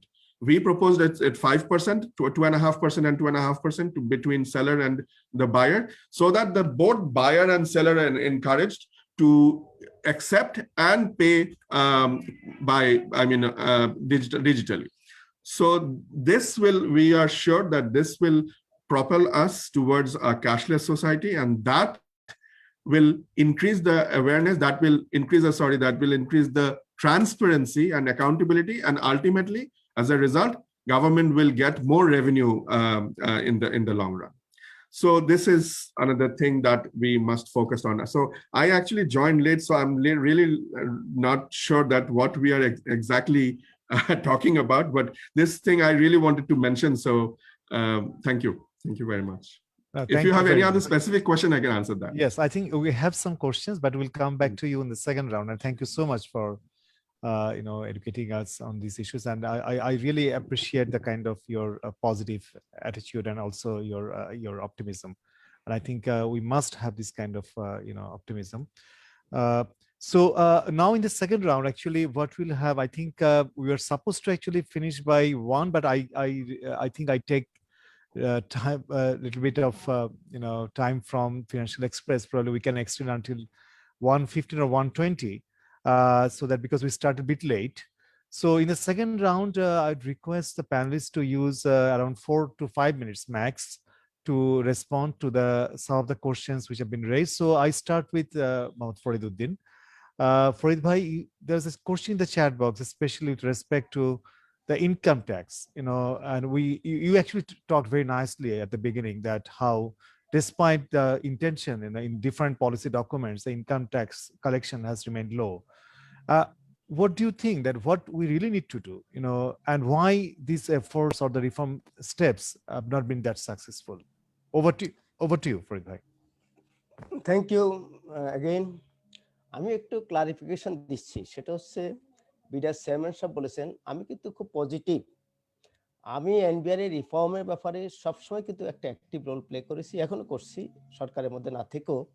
এবং আমি চাচ্ছি যে আমাদের দেশের revenue ডিপার্টমেন্টটাকে যত শক্তিশালী করা যাবে পলিসি এবং ম্যানেজমেন্টের দিক থেকে, তত বেশি অর্থনীতি, যেটা বলা হচ্ছে যে সাস্টেইনেবল ডেভেলপমেন্ট, সেটি অর্জন করা সম্ভব হবে। বিনিয়োগ হইতে শুরু করে সবকিছু সম্ভব হবে। আমরা গত 12 বছর বলি নাই, আমি বলেছি যে গত 15-16 বছরে যে আসলে খুব মেজর যে সমস্ত সংস্কার প্রকৃতপক্ষে হয় নাই। আমি আপনাকে বলি যে ভালো কাজ হয়েছে, উদ্যোগ নেওয়া হয়েছে, কিন্তু সফলতা দেখেন, আমরা ভ্যাট আইনটা করেছি, এটা কিন্তু অনেক পরিশ্রম করে করা হয়েছে, প্রকল্প নেওয়া হয়েছে এনাবলিং এনভায়রনমেন্ট করার জন্য, আমরা সেটা পারি নাই। বাই ট্যাক্স, সেটা কিন্তু এশিয়ান ডেভেলপমেন্ট ব্যাংকের উদ্যোগে ইনকাম ট্যাক্সের অনলাইনে রিটার্ন করার জন্য করা ছিল, সেটা আমরা করতে পারি নাই। এটা তো মেজর, এই দুইটা ট্যাক্সও মেজর ট্যাক্স, এবং এখানে দেখেন আমরা যেখানে খুব একটা আগাইতে পারি নাই। আমি বলি যে বাংলাদেশে যেটি মহিষ সাহেব বারবার বলতেন 2009 সাল থেকে, উনি কিন্তু বারবার একটি কথাই বলতেন, সেটা হচ্ছে আমাদের টার্গেট। আপনারা যদি ওনার বক্তৃতাগুলি খেয়াল করবেন, বাজেট বক্তৃতা হতে বিভিন্ন ফোরামে যা বলেছেন, তিনি বারবার বলেছেন। 2009 সালে আমার মনে ক্লিয়ারলি মনে আছে, উনি বলেছেন আমাদের সরকারের রাজস্ব পলিসি, ট্যাক্স সংক্রান্ত রাজস্ব পলিসির মূল লক্ষ্য হচ্ছে আমরা আস্তে আস্তে আমদানি ট্যাক্সের উপর ডিপেন্ডেন্সি কমাবো, ডোমেস্টিক ট্যাক্স এবং ডাইরেক্ট ট্যাক্সের উপর ডিপেন্ডেন্সি বাড়াবো, এটা হবে উন্নয়নের সূচক। এবং সেই লক্ষ্যে আমাদেরকে পলিসি নিতে হবে, সবকিছু করতে হবে, এনবিআর কে সাজাতে হবে। কিন্তু আমরা সেই লক্ষ্যে কিন্তু আমি যেটি বলেছি, আমরা গত দীর্ঘ সময়ে সেই কথা খুব একটা এগোতে পারি নাই। আগানো সম্ভব, এখনো সম্ভব। আমি বলেছি হোলিস্টিক রিফর্ম, স্পোরাডিক না, হোলিস্টিক রিফর্ম, যেটাই 2011-12-তে আমরা এনবিআর মডার্নাইজেশন, সেই প্রক্রিয়ার সাথে কিন্তু আমি অ্যাক্টিভলি জড়িত ছিলাম। আমি পার্সোনালি পুশ করে দিদেন চেয়ারম্যান, এটা পজিটিভ মেন্টালিটি লোক ছিলেন মিস্টার ডক্টর নাসিরউদ্দিন সাহেব। আমরা এটি পার্লামেন্টে বাজেটের সাথে পেশ করেছি, যাতে পার্লামেন্টে অনুমোদন হয়। এটার উপর কিন্তু ডেভেলপমেন্ট পার্টনাররা এখনো কাজ করে। আপনি দেখবেন তাদের সব প্রোগ্রাম কিন্তু on the basis of that document, কিন্তু আমরা এর উপর কিন্তু কাজ করতে পারি নাই। আমি সেই হতাশার কথা বলেছি, এটা সম্ভব। কাজে যেটি মনসুর ভাই বলেছেন, সরকার যদি পলিটিক্যালি খুব স্ট্রং কমিটমেন্ট নেয়, 2 থেকে 3 বছরের মধ্যে যে সমস্যাগুলো আমরা তুলে ধরেছি সেটা অর্জন করা, এটা সমাধান করা সম্ভব, এবং সেটা রেভিনিউর জন্য খুব ফ্রেন্ডলি হবে, বিনিয়োগের জন্য ফ্রেন্ডলি হবে, স্মল মিডিয়াম হতে লার্জ সবার জন্য ভালো হবে, এবং আমাদের integration to the global economy সেটাও সম্ভব হবে। আমার মনে হয় টার্গেট আমাদের ওটাই। আপনি ডাইরেক্ট ট্যাক্সের কথা বলেছেন, ডাইরেক্ট ট্যাক্স ডেফিনেটলি সম্ভব, যেটা আমরা বারবার বলছি, বাংলাদেশে ডাইরেক্ট ট্যাক্সের পটেনশিয়ালিটি আনডাউটেডলি বেশি, কিন্তু ট্যাক্সের এই সমস্ত পলিসি সংক্রান্ত যেটি আমরা 3 ট্যাক্সের মধ্যে বলেছি, এগুলিকে অ্যাড্রেস করা plus NBR capacity development, holistic capacity development. For example, VAT আইন আমরা যে প্রজেক্ট নিচ্ছি সেটা কিন্তু ভ্যাট আইনের জন্য, ওটা কিন্তু কাস্টমসের অ্যাসেকুরের সাথে আমরা ইন্টিগ্রেট করি নাই, ওই প্রকল্প ছিল না। আবার ভ্যাটের সাথে ইনকাম ট্যাক্স ইন্টিগ্রেট করে নেয়, আবার ভ্যাট ইনকাম ট্যাক্সের সাথে রেগুলেটরি এজেন্সি যেটা বিডা হইতে শুরু করে অন্যান্য বিডা অথবা ওই ইকোনমিক জোন যেটা ওই যে ব্যবসা বা অন্যান্য রেগুলেটরি এজেন্সি যারা আছে, বাংলাদেশ ব্যাংক, ব্যাংকিং সিস্টেমের সাথে ন্যাশনাল ইয়ার সাথে অন্যান্য সংস্থা যেগুলি আছে রেগুলেটরি বিএসটিআই হতে শুরু করি, সব মিনিস্ট্রি, কমার্স মিনিস্ট্রি, এতে অনেক দিন থেকে আলোচনা আসছে। সেই বারবার বলেছে এই integration with all this regulatory agencies যদি আপনি করেন, তাহলে ডেফিনেটলি এনবিআর 3টা প্লাস অন্যান্য রেগুলেটরি এজেন্সি যারা দেশের ডোমেস্টিক ট্যাক্স, বিজনেস এবং ইন্টারন্যাশনাল ট্রেডের সাথে জড়িত সবাইকে যদি ইন্টিগ্রেট করেন, আমরা তো ডিজিটাল আন্দোলনের মধ্যে আছি এবং অনেক দূরে গিয়েছি, কিন্তু এনবিআর এই ক্ষেত্রে আমরা কিন্তু খুব এগোতে পারি নাই। সরকারের সদিচ্ছা আছে, কিন্তু আমার যেটা মনে হয় সেটা হচ্ছে এনবিআর মনসুর ভাই বলেছেন যে এনবিআর ভিতরের লোকেরা করছেন না, আমার মনে হয় এটা পুরোপুরি ঠিক নয়। মনসুর ভাই যদি ভালো করে বলেন, এনবিআর ভিতরের লোকরা কখনো কিন্তু কোনো রিফর্মের বিরোধিতা করে না, আমি ক্লিয়ারলি বলতে পারবো, কখনো কোনো রিফর্মের বিরোধিতা করে না। আপনারা যদি কোনো চ্যালেঞ্জ করেন, আমি চ্যালেঞ্জ করতে পারবো যে কোনো রিফর্মের বিরোধিতা করে নাই। কিন্তু এনবিআর এর লোকেরা তো এনবিআর চালান না, এনবিআর চালায় সামবডি কামিং ফ্রম আউটসাইড। উনি ডোমেন নলেজ নিয়ে উনি ঠিক মতো যদি লিড করেন, তাহলে এনবিআর থেকে কিন্তু এটা করা সম্ভব। সরকারের রাজনৈতিক সদিচ্ছা প্লাস এনবিআর এর শক্তিশালী নেতৃত্ব যদি দেওয়া হয়, যিনি কমিটেড হতে হবে, তার একটা টার্মের মধ্যে থাকতে হবে, ওই 1 বছর 1.5 বছর 6 মাসের জন্য হলে হবে না, তাকে 5 ইয়ার্স 3 ইয়ার্স একটা টাইমের মধ্যে দিতে হবে, এবং রিফর্ম তাকে জন্য বাধ্যতামূলক করতে হবে। রিফর্মের সাথে স্টেক হোল্ডার যারা আছে, অন্যান্য রেগুলেটরি এজেন্সি যারা আছে, তাদেরকে সবাইকে সম্পৃক্ত করতে হবে। আপনি অন্যান্য রেগুলেটরি এজেন্সিকে দেখেন, করার জন্য বিশ্বব্যাংকের একটা প্রকল্প ছিল ন্যাশনাল সিঙ্গেল উইন্ডো, এটা মানে অনেক টাকা দিয়ে নেওয়া হয়েছিল, সেই প্রকল্পটা কিন্তু গত 3-4 বছরে খুব একটা এগোয় না। কাজেই প্রকল্পগুলিকে এগিয়ে নিতে হবে, সঠিক মতো প্রকল্প নিতে হবে। ডাইরেক্ট ট্যাক্সের কন্ট্রিবিউশন আনডাউটেডলি বাড়বে, এতে কোনো সন্দেহ নাই। আমরা যদি সেইভাবে পলিসি অ্যাজ ওয়েল এজ যদি আমাদের ম্যানেজমেন্টকে আধুনিক লাইনে করি, আইডিয়া চমৎকার, যেটা মনসুর ভাই বলেছে, আমি কমপ্লিট আবারও বলবো যে এনবিআর ভিতরে কিন্তু চমৎকার আইডিয়া আছে, আমাদের কিন্তু বিশ্ব নলেজ কিন্তু এনবিআর ভিতরে আছে, আমাদের নলেজ কিন্তু আনডাউটেডলি গ্লোবাল লেভেলের নলেজ আছে, সেই নলেজটাকে ক্যাটালাইজ করতে হবে, একটা জায়গায় নিয়ে আসতে হবে। সেই জন্য যেটি দরকার সেটা সরকারের পলিটিক্যাল কমিটমেন্টটা দরকার, সরকারের আছে, কিন্তু সেই কমিটমেন্টে স্ট্রংলি যেটি মনসুর ভাই বলেছেন এইভাবে যদি আসে, তাহলে আমরা ডেফিনেটলি আমাদের কিন্তু অনেক দূরে গিয়েছি, এগুলিকে আমরা সম্পৃক্ত করতে পারবো, অল্প সময়ের মধ্যে সেটা অর্জন করতে পারবো। Many thanks for Uddin bhai. I think this whole dynamics of the reform, whether it comes from within the kind of organization or it can actually happen from outside. I think it's a very, very interesting discussion, especially the point you made on the political will, and political will, as if we should not also think that political will is something exogenous and which comes from exclusively from outside. It is also indigenous to certain other factors, country context and many other dynamics among the political and business elites and everything. So I think this is a very, very interesting point you made, and definitely with this I'd like to now go to Dr. Ahsan Mansur. You can definitely respond to some of the questions, but or the points which have been discussed so far. But there is a specific question to you on the SMEs, and I think you actually talked about these SMEs in the first intervention. But probably the specific question was on the Bragg's Bank's experience, whether Bragg Bank was a bit different from other banks in terms of reaching out to the SMEs. So over to you, Dr. Mansur. Thank you, Selim. First, let me just respond a little bit to the statement. I fully agree with you that the NBR leadership should be defined in the way that it should not be a 2-year, 3-year, and somebody who is just coming to get another promotion to move to another higher position, etc. It should be a 5-year TOR-driven position. That means the government should assign somebody to undertake reforms, the reforms should be done in 3 to 4 years' time, and he should have a mandate of minimum 5 years to carry on those reforms. And the performance should be evaluated every year, and the renewal should be done based on the performance.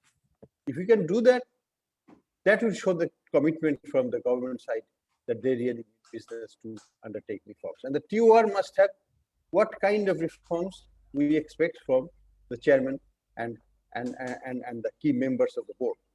And all of them are very critical.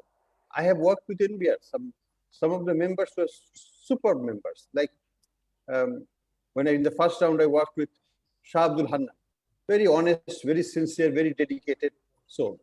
And he worked for the introduction of VAT very seriously. Without that, wouldn't have been there.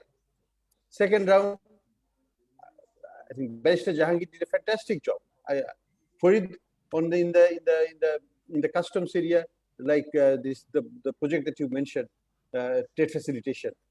You started it, but now it's not going anywhere. So we have good people there.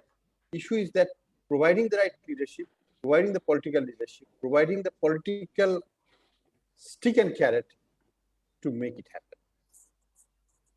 আমি এখন যাই ইসের ব্যাপারে যে আমাদের banking experience with SME. Yes, it's something that has been we've also gone through some ups and downs. In the early stages of bank, when we went to SME, we burned our fingers. It's just before I had anything to do with the bank. We burned our fingers in the sense that it was not easy. It was not easy. Dealing with the SME sector requires a particular dealing with the ecosystem, a culture of its own. Not every bank can come and become a player in that ecosystem. Slowly and surely, the institution learned how to operate in that ecosystem. Now we have about 250,000 SME stakeholders with us who takes credit.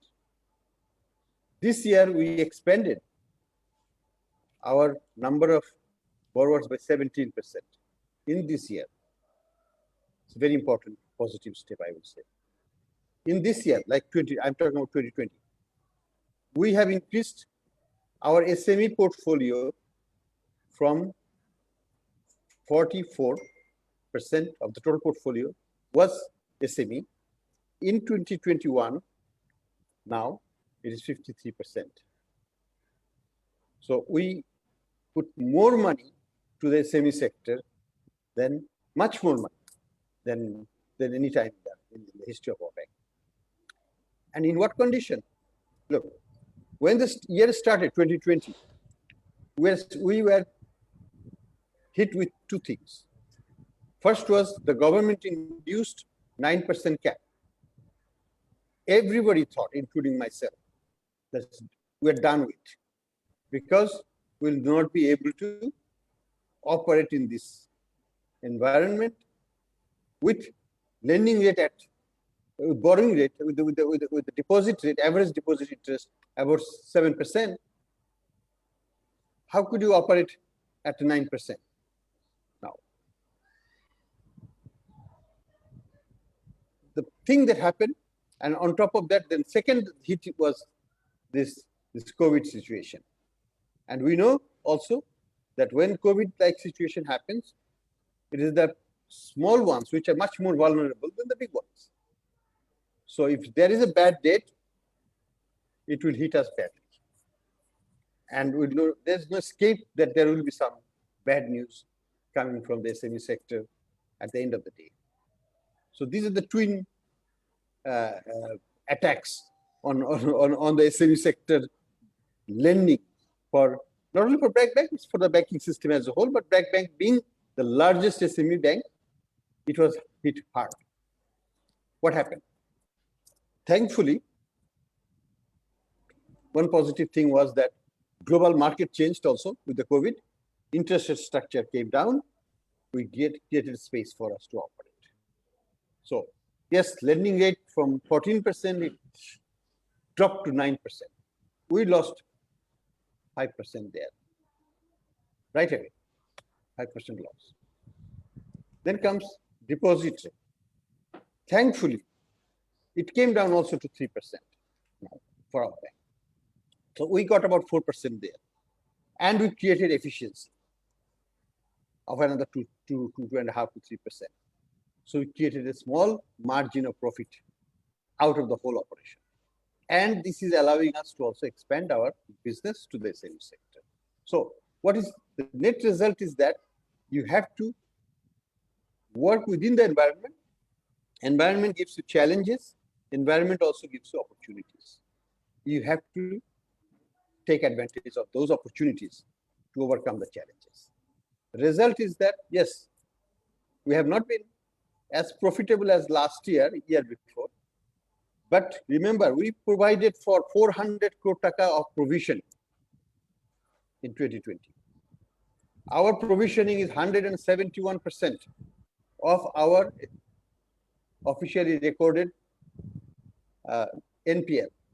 171%.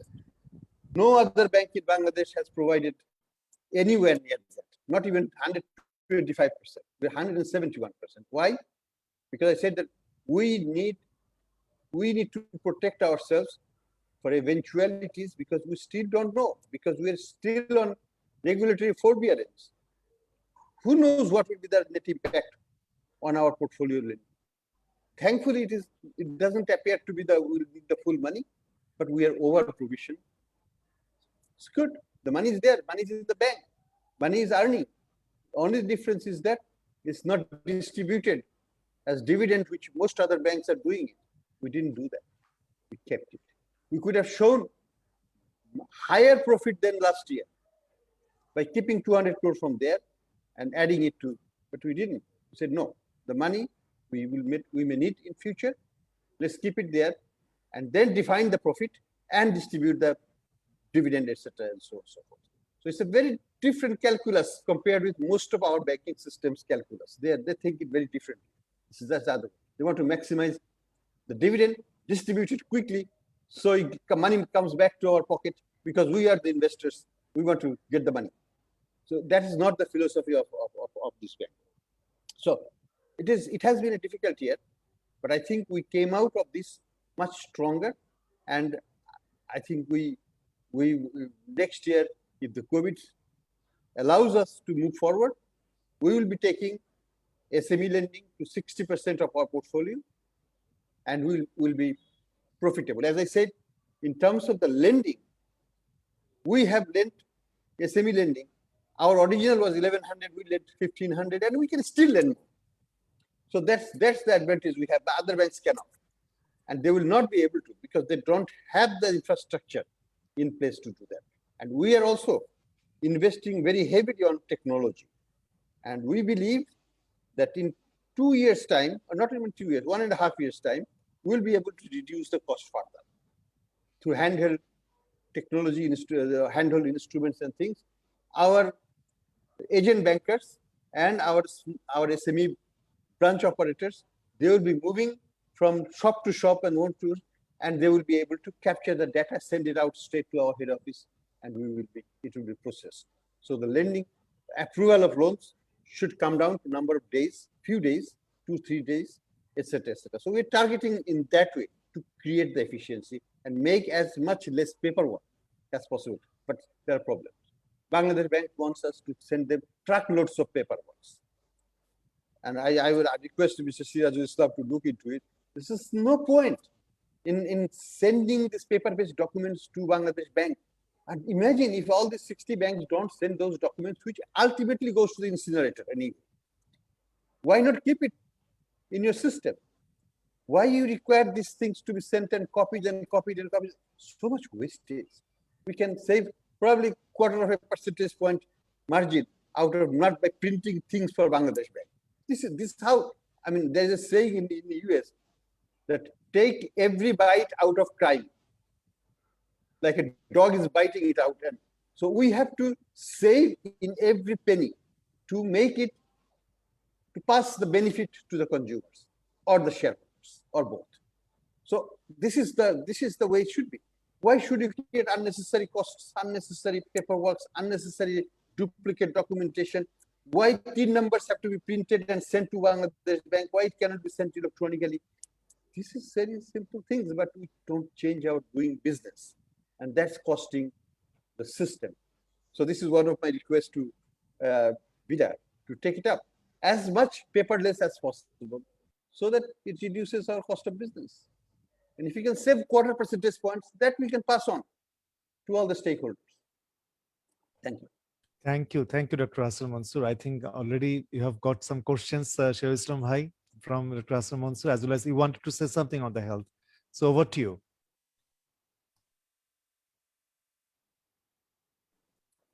Yeah, I found some questions in the chat box also, and Dr. Hassan Mansur also asked me to do something about the SMEs. The chat box, that also related to SMEs. Everyone recognizes that SME is the most important sector for our economy, but we cannot provide the facilities that they need, in fact. And this is to some extent true, as Mr. Mansur mentioned, and we all know that even the stimulus packages that was declared by the government would not be disbursed to the SMEs properly. I'm really glad to hear that BRAC Bank could disburse not only what was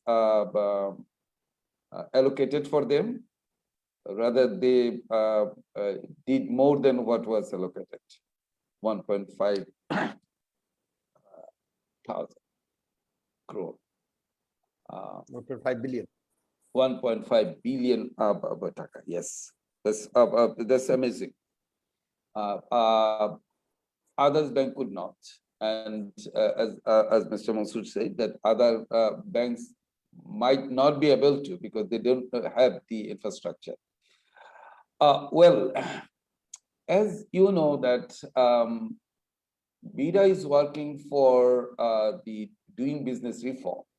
One of the reforms that we initiated, but unfortunately we could not complete that reform this year. We worked with FID and Bangladesh Bank. That is, we were going to introduce one new law, which is called the Secure Transaction Law. Because this SMEs, one of the problems they face is the absence of collateral on the part of the smaller businesses. So they don't have the movable property to be keep as collateral. So the proposal is the movable property could be the collateral.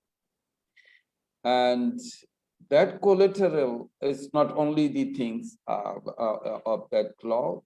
The main thing to be incorporated in that law is the introduction of a registry of this movable properties, and the loan that would be disbursed to the small and medium enterprises. And that registry, what Mr.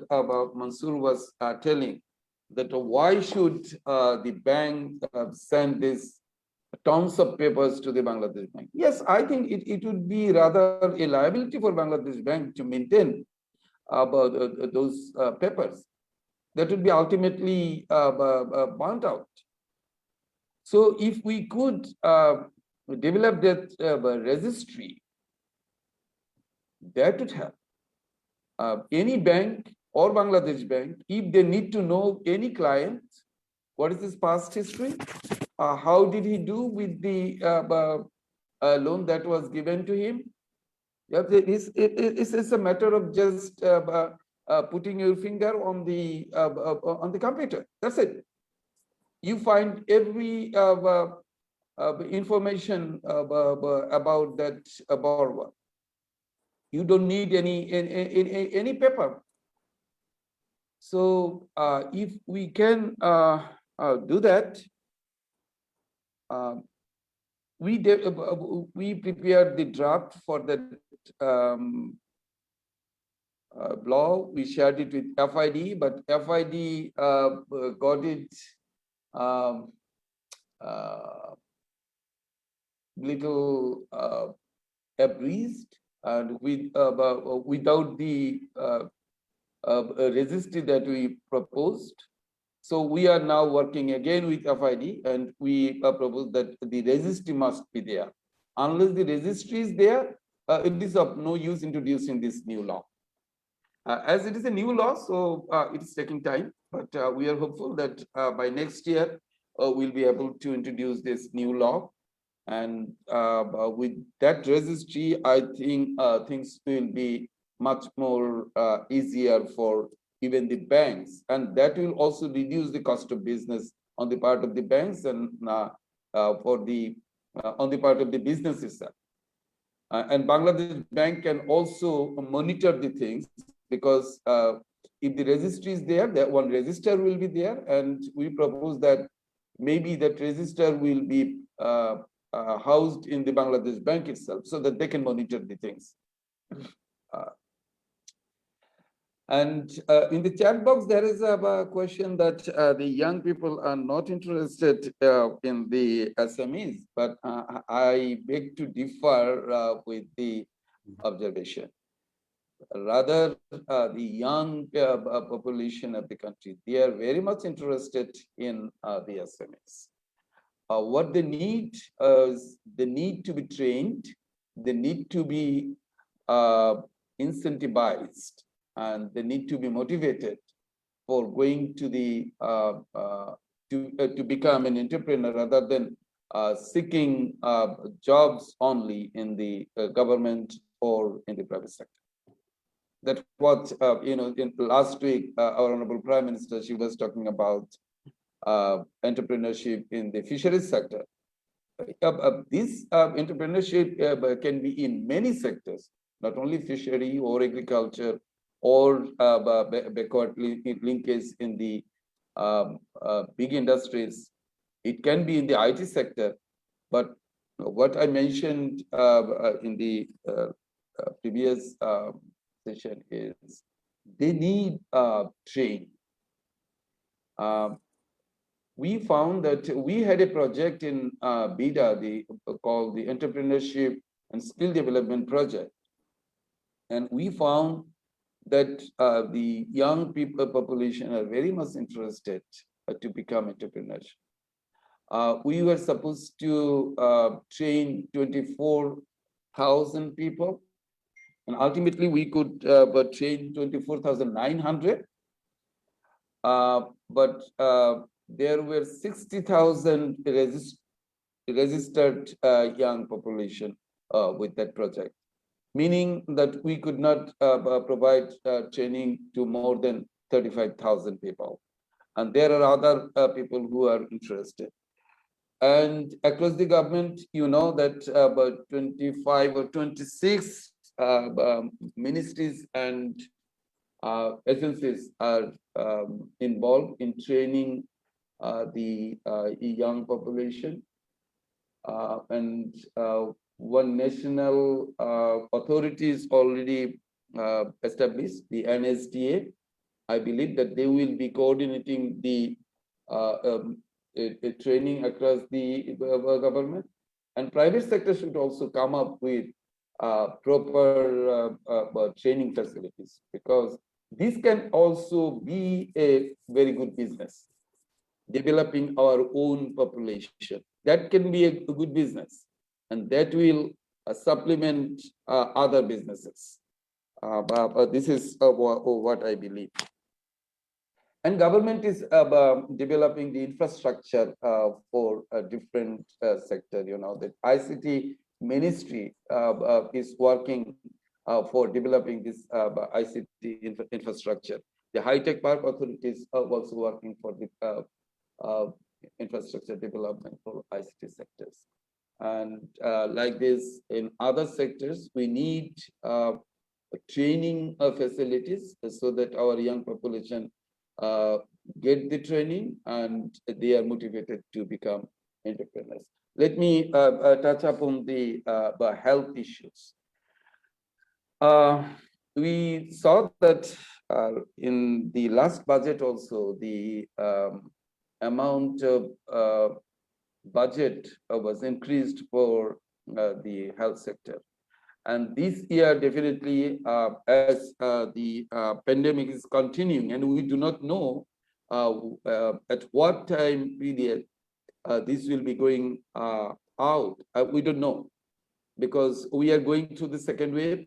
Who knows that a third wave is not coming? And we also do not know if there is fourth wave in future.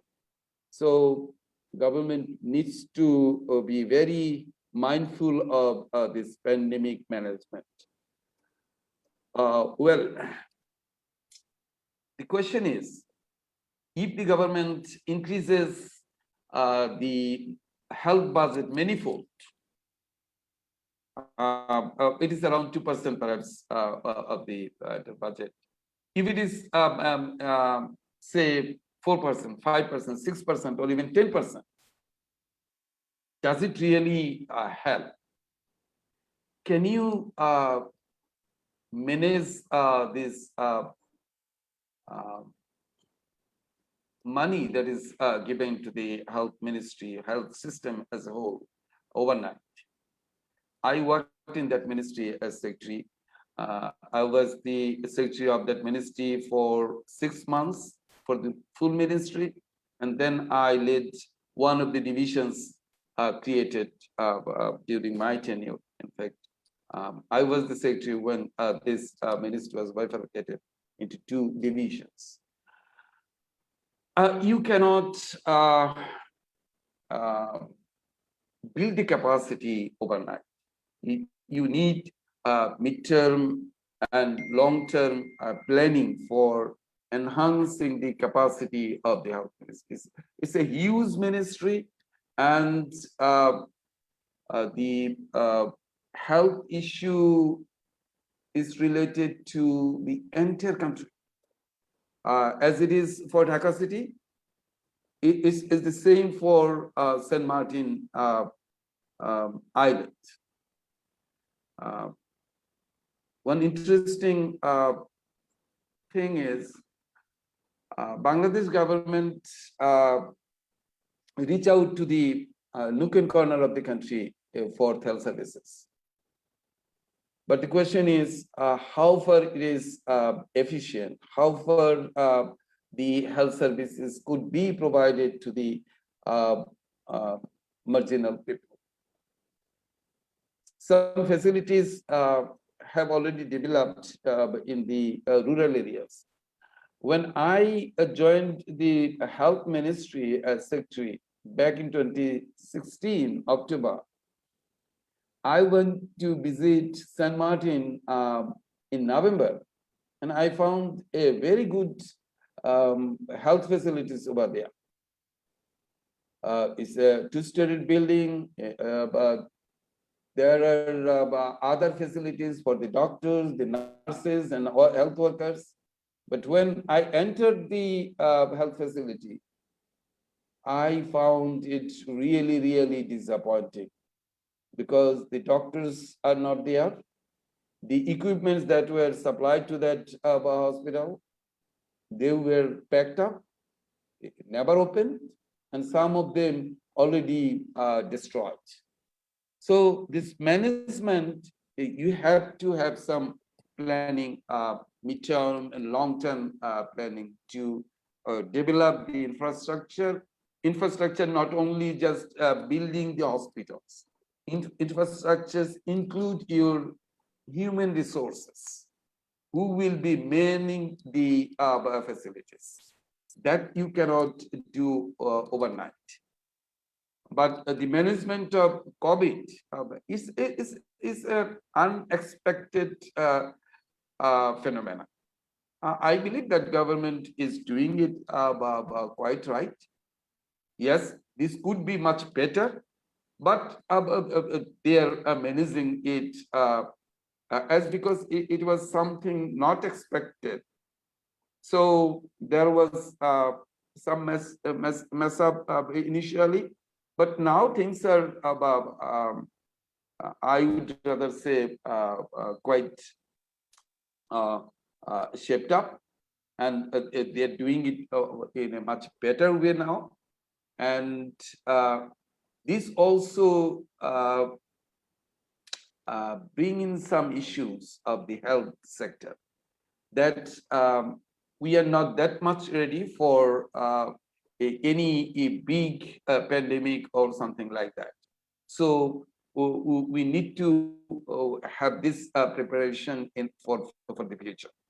And I believe that the people who are working in the health sector, they are quite aware of this, and they took lesson from this pandemic. And in future, Bangladesh will, the health sector will be much better managed. But let's also be prepared that just putting money in the sector will not bring expected results overnight. We have to give them time also. And with this, I want to stop here. Thank you. Thank you, Shah Islam Bhai. Thank you so much. I now move to Mr. Syed Almas Kabir. You have seen some questions in the chat box, and you have already responded to some. So if you pick any one of them and briefly share your views. Thank you. Okay. I'll just add one thing because we were talking about SMEs. The biggest challenges about SMEs is the access to finance. And as you all know, that when last year, when the Honorable Prime Minister announced the stimulus packages and also for SMEs, most of the SMEs, I would say almost all the SMEs, or rather none of the SMEs could actually access this stimulus package. I can say that at least in the ICT industry, nobody could access because of one fact, that the banks were saying that they do not have enough credit history or borrowing history, and that they were not eligible to do that. The one recommendation is, or rather request, is to the government to introduce a credit risk guarantee, which later the Bangladesh Bank has given. But I would request this to continue beyond the pandemic and beyond the stimulus. And if at least for the SMEs, if the government provides the credit risk guarantee for at least 70 to 80%, then the banks would be encouraged to disburse the money, disburse the loans. So this is just one request or recommendations that I had. There was the question about the fourth industrial revolution and challenges. You see, the jobs will be lost, no doubt about it. But then again, we have always seen that whenever there's a industrial revolution comes, new kinds of jobs, new roles develop. So there will be new roles, new jobs that we actually do not exist right now. Those jobs will surface, and people will actually start doing those jobs and will start taking those new roles. But as I said before, we must prepare our populace. We must prepare the workforce to take that challenge with the necessary skills. So that strategy has to be developed, and that strategy has to be implemented right away. We are actually quite late about this. So that has to be done very, very fast. But here I want to again recommend another strategy to the government. That you see, all technologies, I mean, adapting technologies or jumping into adapting technologies is not always the right thing to do.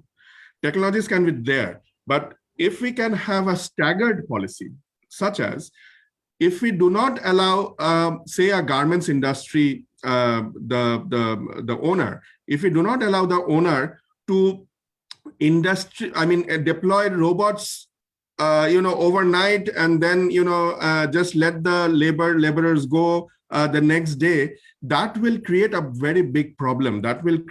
We will be overwhelmed with unemployed people. So if there is a staggered policy, like if the government says in the guideline that, okay, you cannot automate with robots more than 25% in the first year. Maybe in the second year, you go up to 50%. Third year, you go up to 75%. And fourth year, 100%.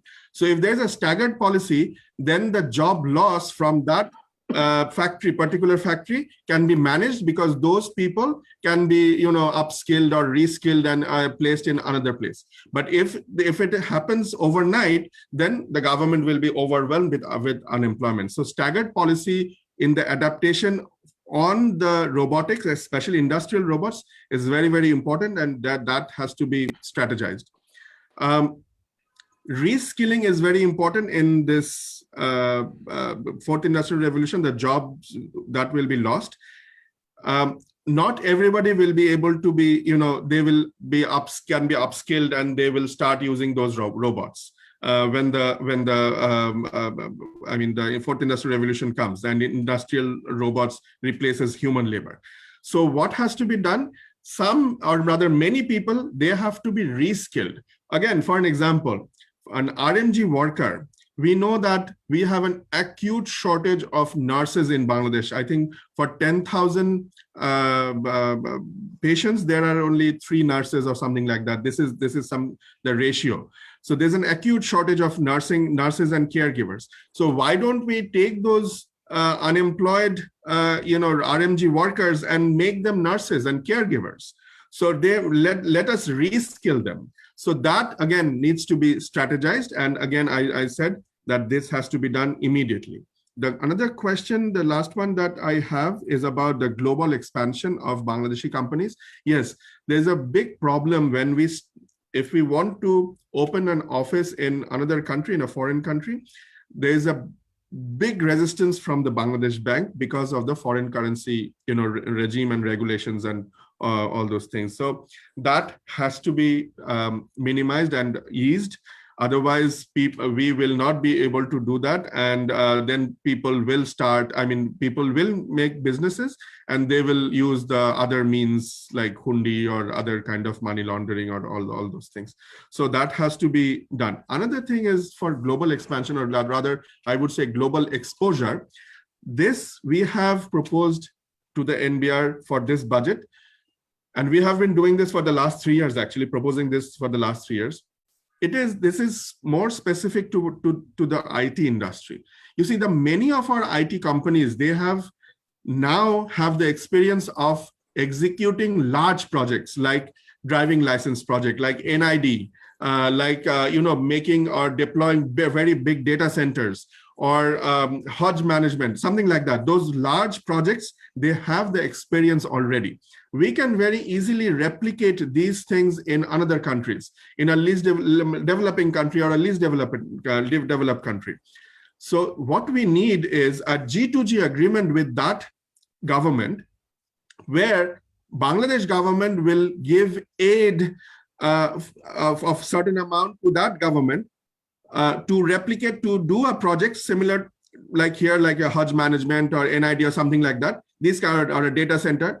But the condition will be that that project must be done or must be implemented by a Bangladeshi company. So we will actually get back the money, but our companies will automatically have a global experience, a global exposure, and very importantly, most importantly, that Bangladesh will be able to rebrand itself as a country of skilled labor rather than a country of cheap labor, which is very, very important. Thank you so much. Thank you so much. I think with this optimism, I think we are towards the end of our webinar. Before I give the floor to... Just add one to add thing. So this proposal that we have done, we have actually requested to allocate in the budget of 500 crore taka just for this G2G technical assistance project, TA project. Thank you. Fantastic. And thank you so much. So before I give the floor to Mr. Shah Husain Imam for his final words of this webinar, I don't really want to summarize anything because it was a rich discussion and so many areas were actually discussed.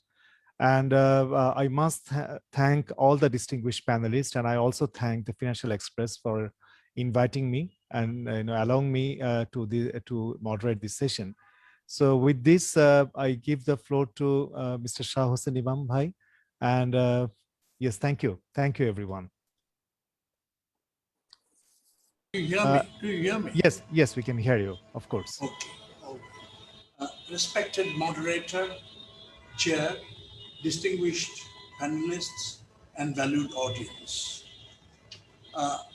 I'll basically sound a little formalized, but then I'll get into the groove and start being informal.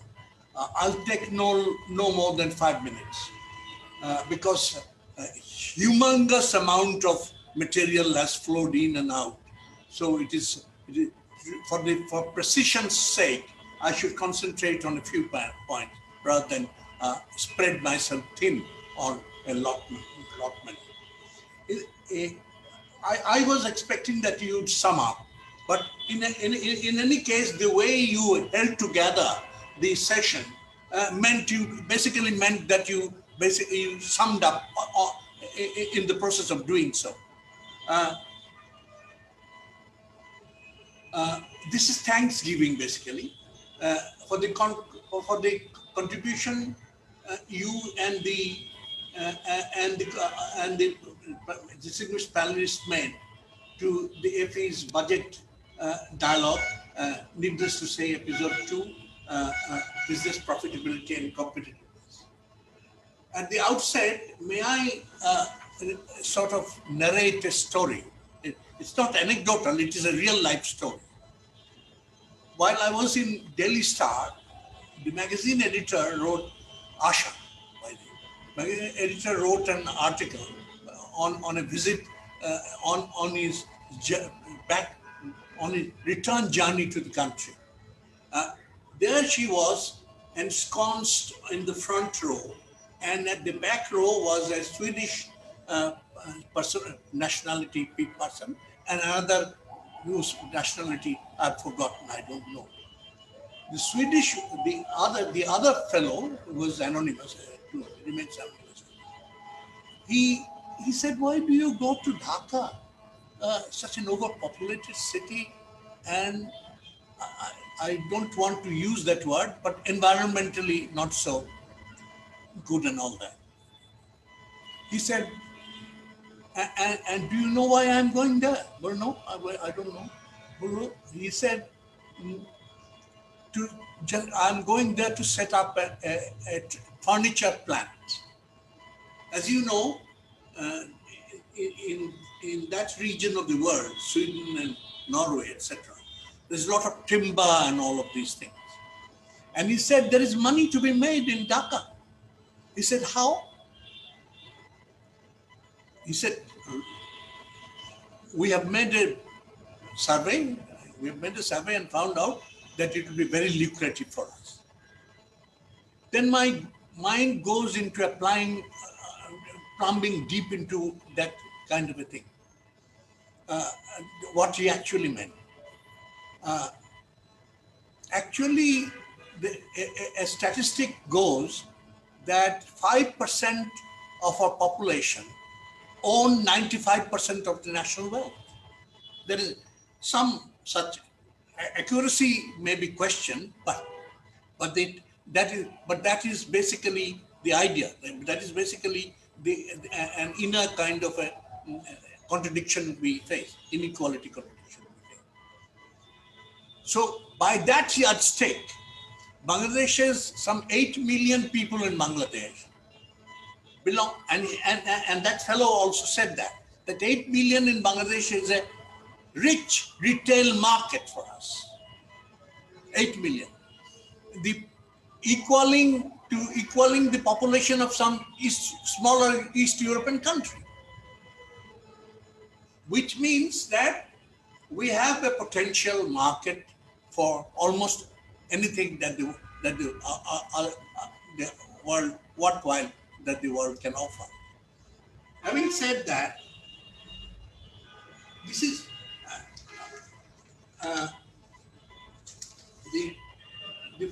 of course the first order of business for me is to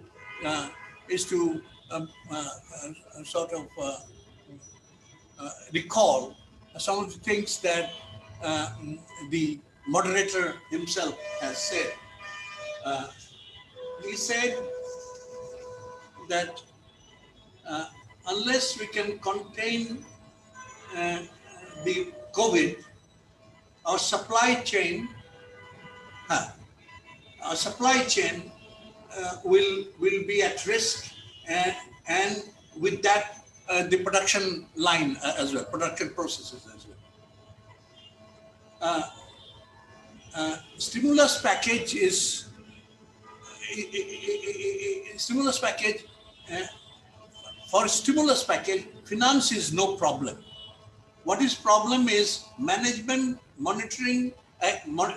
What is the problem is accessibility, monitoring, and utilization or absorption capacity. Very low absorption capacity. That is where the problem lies. We could take advantage of the progress of the recovery that the West and that Europe and America has yielded to themselves by management of the health malady as well as the economy in some such way.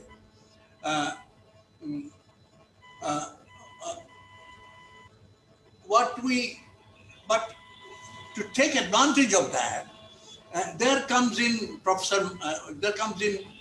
Mr. Mansur, Ahsan Mansur.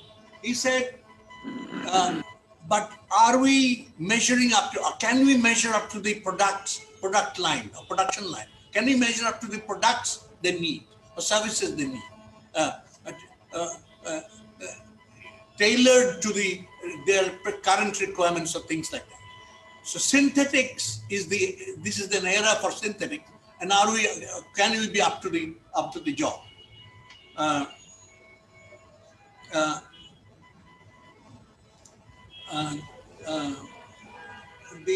There is a policy paralysis. You have Mr. Raihan underlined in tax, finance, and SME sector. With regard to tax, finance, and SME sector. Then we come to, I'm just touching on broad trends or the broad. I'm etching the picture in broad strokes.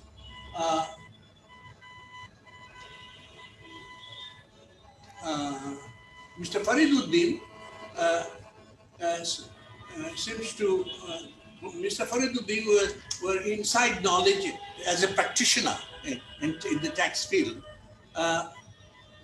comes out with graphic description of what is needed. He said that NBR, he of course retracted from that, not retracted. First of all, in the first place, he said NBR. It is not by virtue of NBR's policy that NBR's initiative that the reforms have been. But I think, and then he retracted. Then he corrected his. Then he added and said, no, NBR has done some policy reforms which merit attention.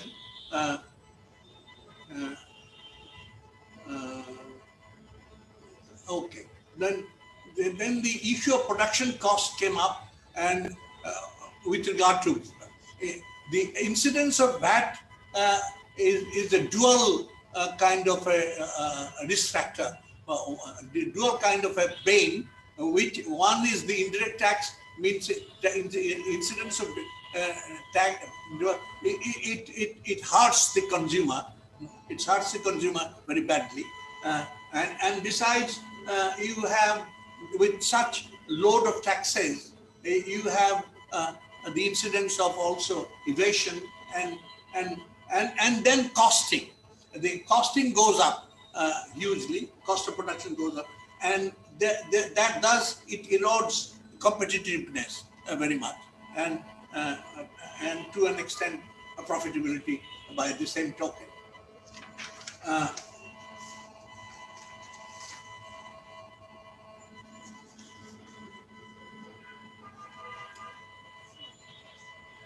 Mr. Ahsan Mansur recommended a 3 to 5 year programmatic approach for tax reform, but with state facilitation and backed by political will. He brought out very clearly the BRAC success with the SMEs, which to begin with was a little ups, which to the beginning was hurtling along. It was ups and downs for some time, and then it settled down to a formulation which worked very well. They are a very formidable distributor of stimulus to the SMEs.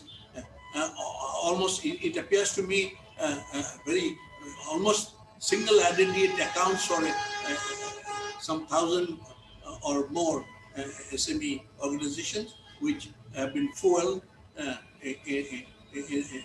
economically. The dilemma of deposit and lending rate, or the spread between, unrealistic spread between the deposit and lending rate, has been very forcefully argued by but then his bank, BRAC backed that, but BRAC has circumvented that very intelligently and basically extracted profit where almost, which was an impossibility for others. In fact, the others actually wrapped up their operations, had to wrap up their operation with a dull, straightforward kind of approach, which did not happen in regard to BRAC. Mr. Sirazul Islam, it so appears to be that Mr. Sirazul Islam, as chairman of the BIDA is at the receiving end of actually behaving the government representative. He is at the receiving end of criticism that he has replied to in essential form, that he has replied to in some ways, but he has, I think he has basically, it is a little bit digressing from the main topic at hand. Not quite digressing, because it has to do with ease of doing business and all of that. In respect of ease of doing business, I think our elevation by 8 steps, all due to cogent factors, credit must go to him, part of the credit must go to him for those factors, which, do you hear me? Do you hear me? Oh, okay. Yes. Mr. Almas Kabir,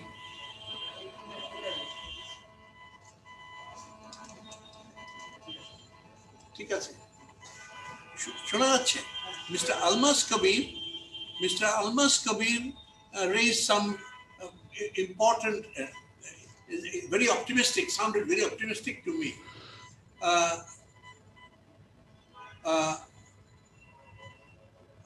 He wants to, he thinks that digitalization, actually he has, it is a truism to say that there is no substitute for digitalization to efficient, to increase incremental employability in the country. And this is, and no time is better than this, the current one, to basically take hold of the opportunities in frontier technologies and go ahead, go forward in those lines.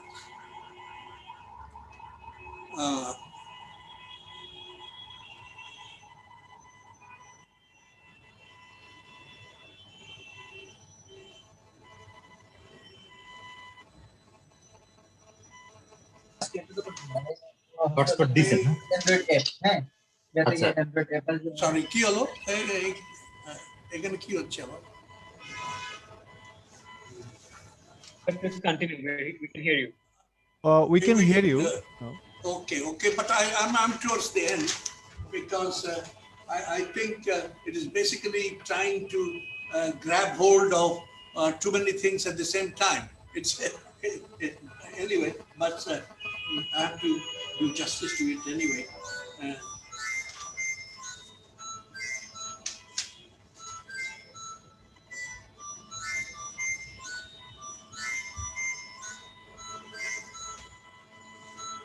I think I agree entirely with Professor Ahsan Mansur.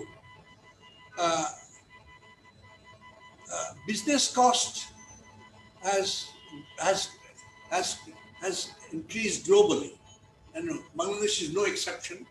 But some of it is, I think, in Bangladesh man-made because of supply bottlenecks, shipping problems. And I think there is it can hardly be overemphasized that we do need to redo our policy reforms.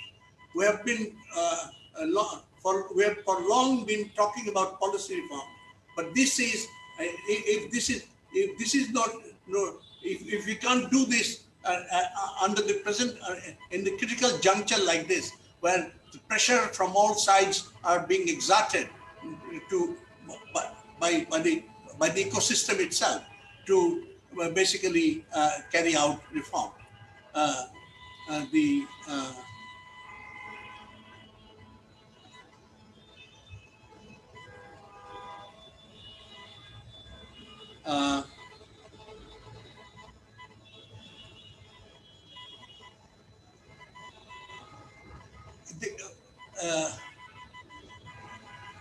I think SME first, two compelling, two pressing agenda. Two agendas are basically pressing hard on us. One is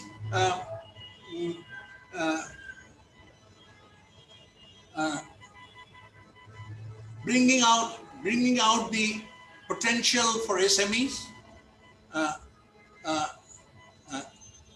In recent times, you have seen that gender balance has been struck in the development through development in the SMEs, which should be carried forward. All in all,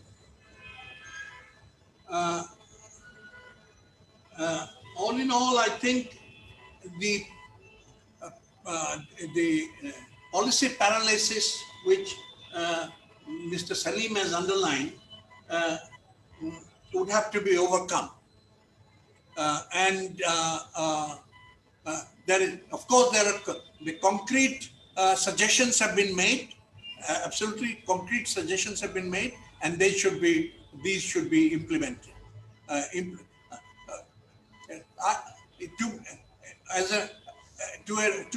To me, what appears to be highly ironic that we have on the one hand aid bulge. On the one hand, 50 billion worth of aid bulge, which we couldn't. Our ministries can't implement, absorb the money or utilize the money. On the other hand, we have on the other hand, there is misuse of money, abuse of money, or something of that sort.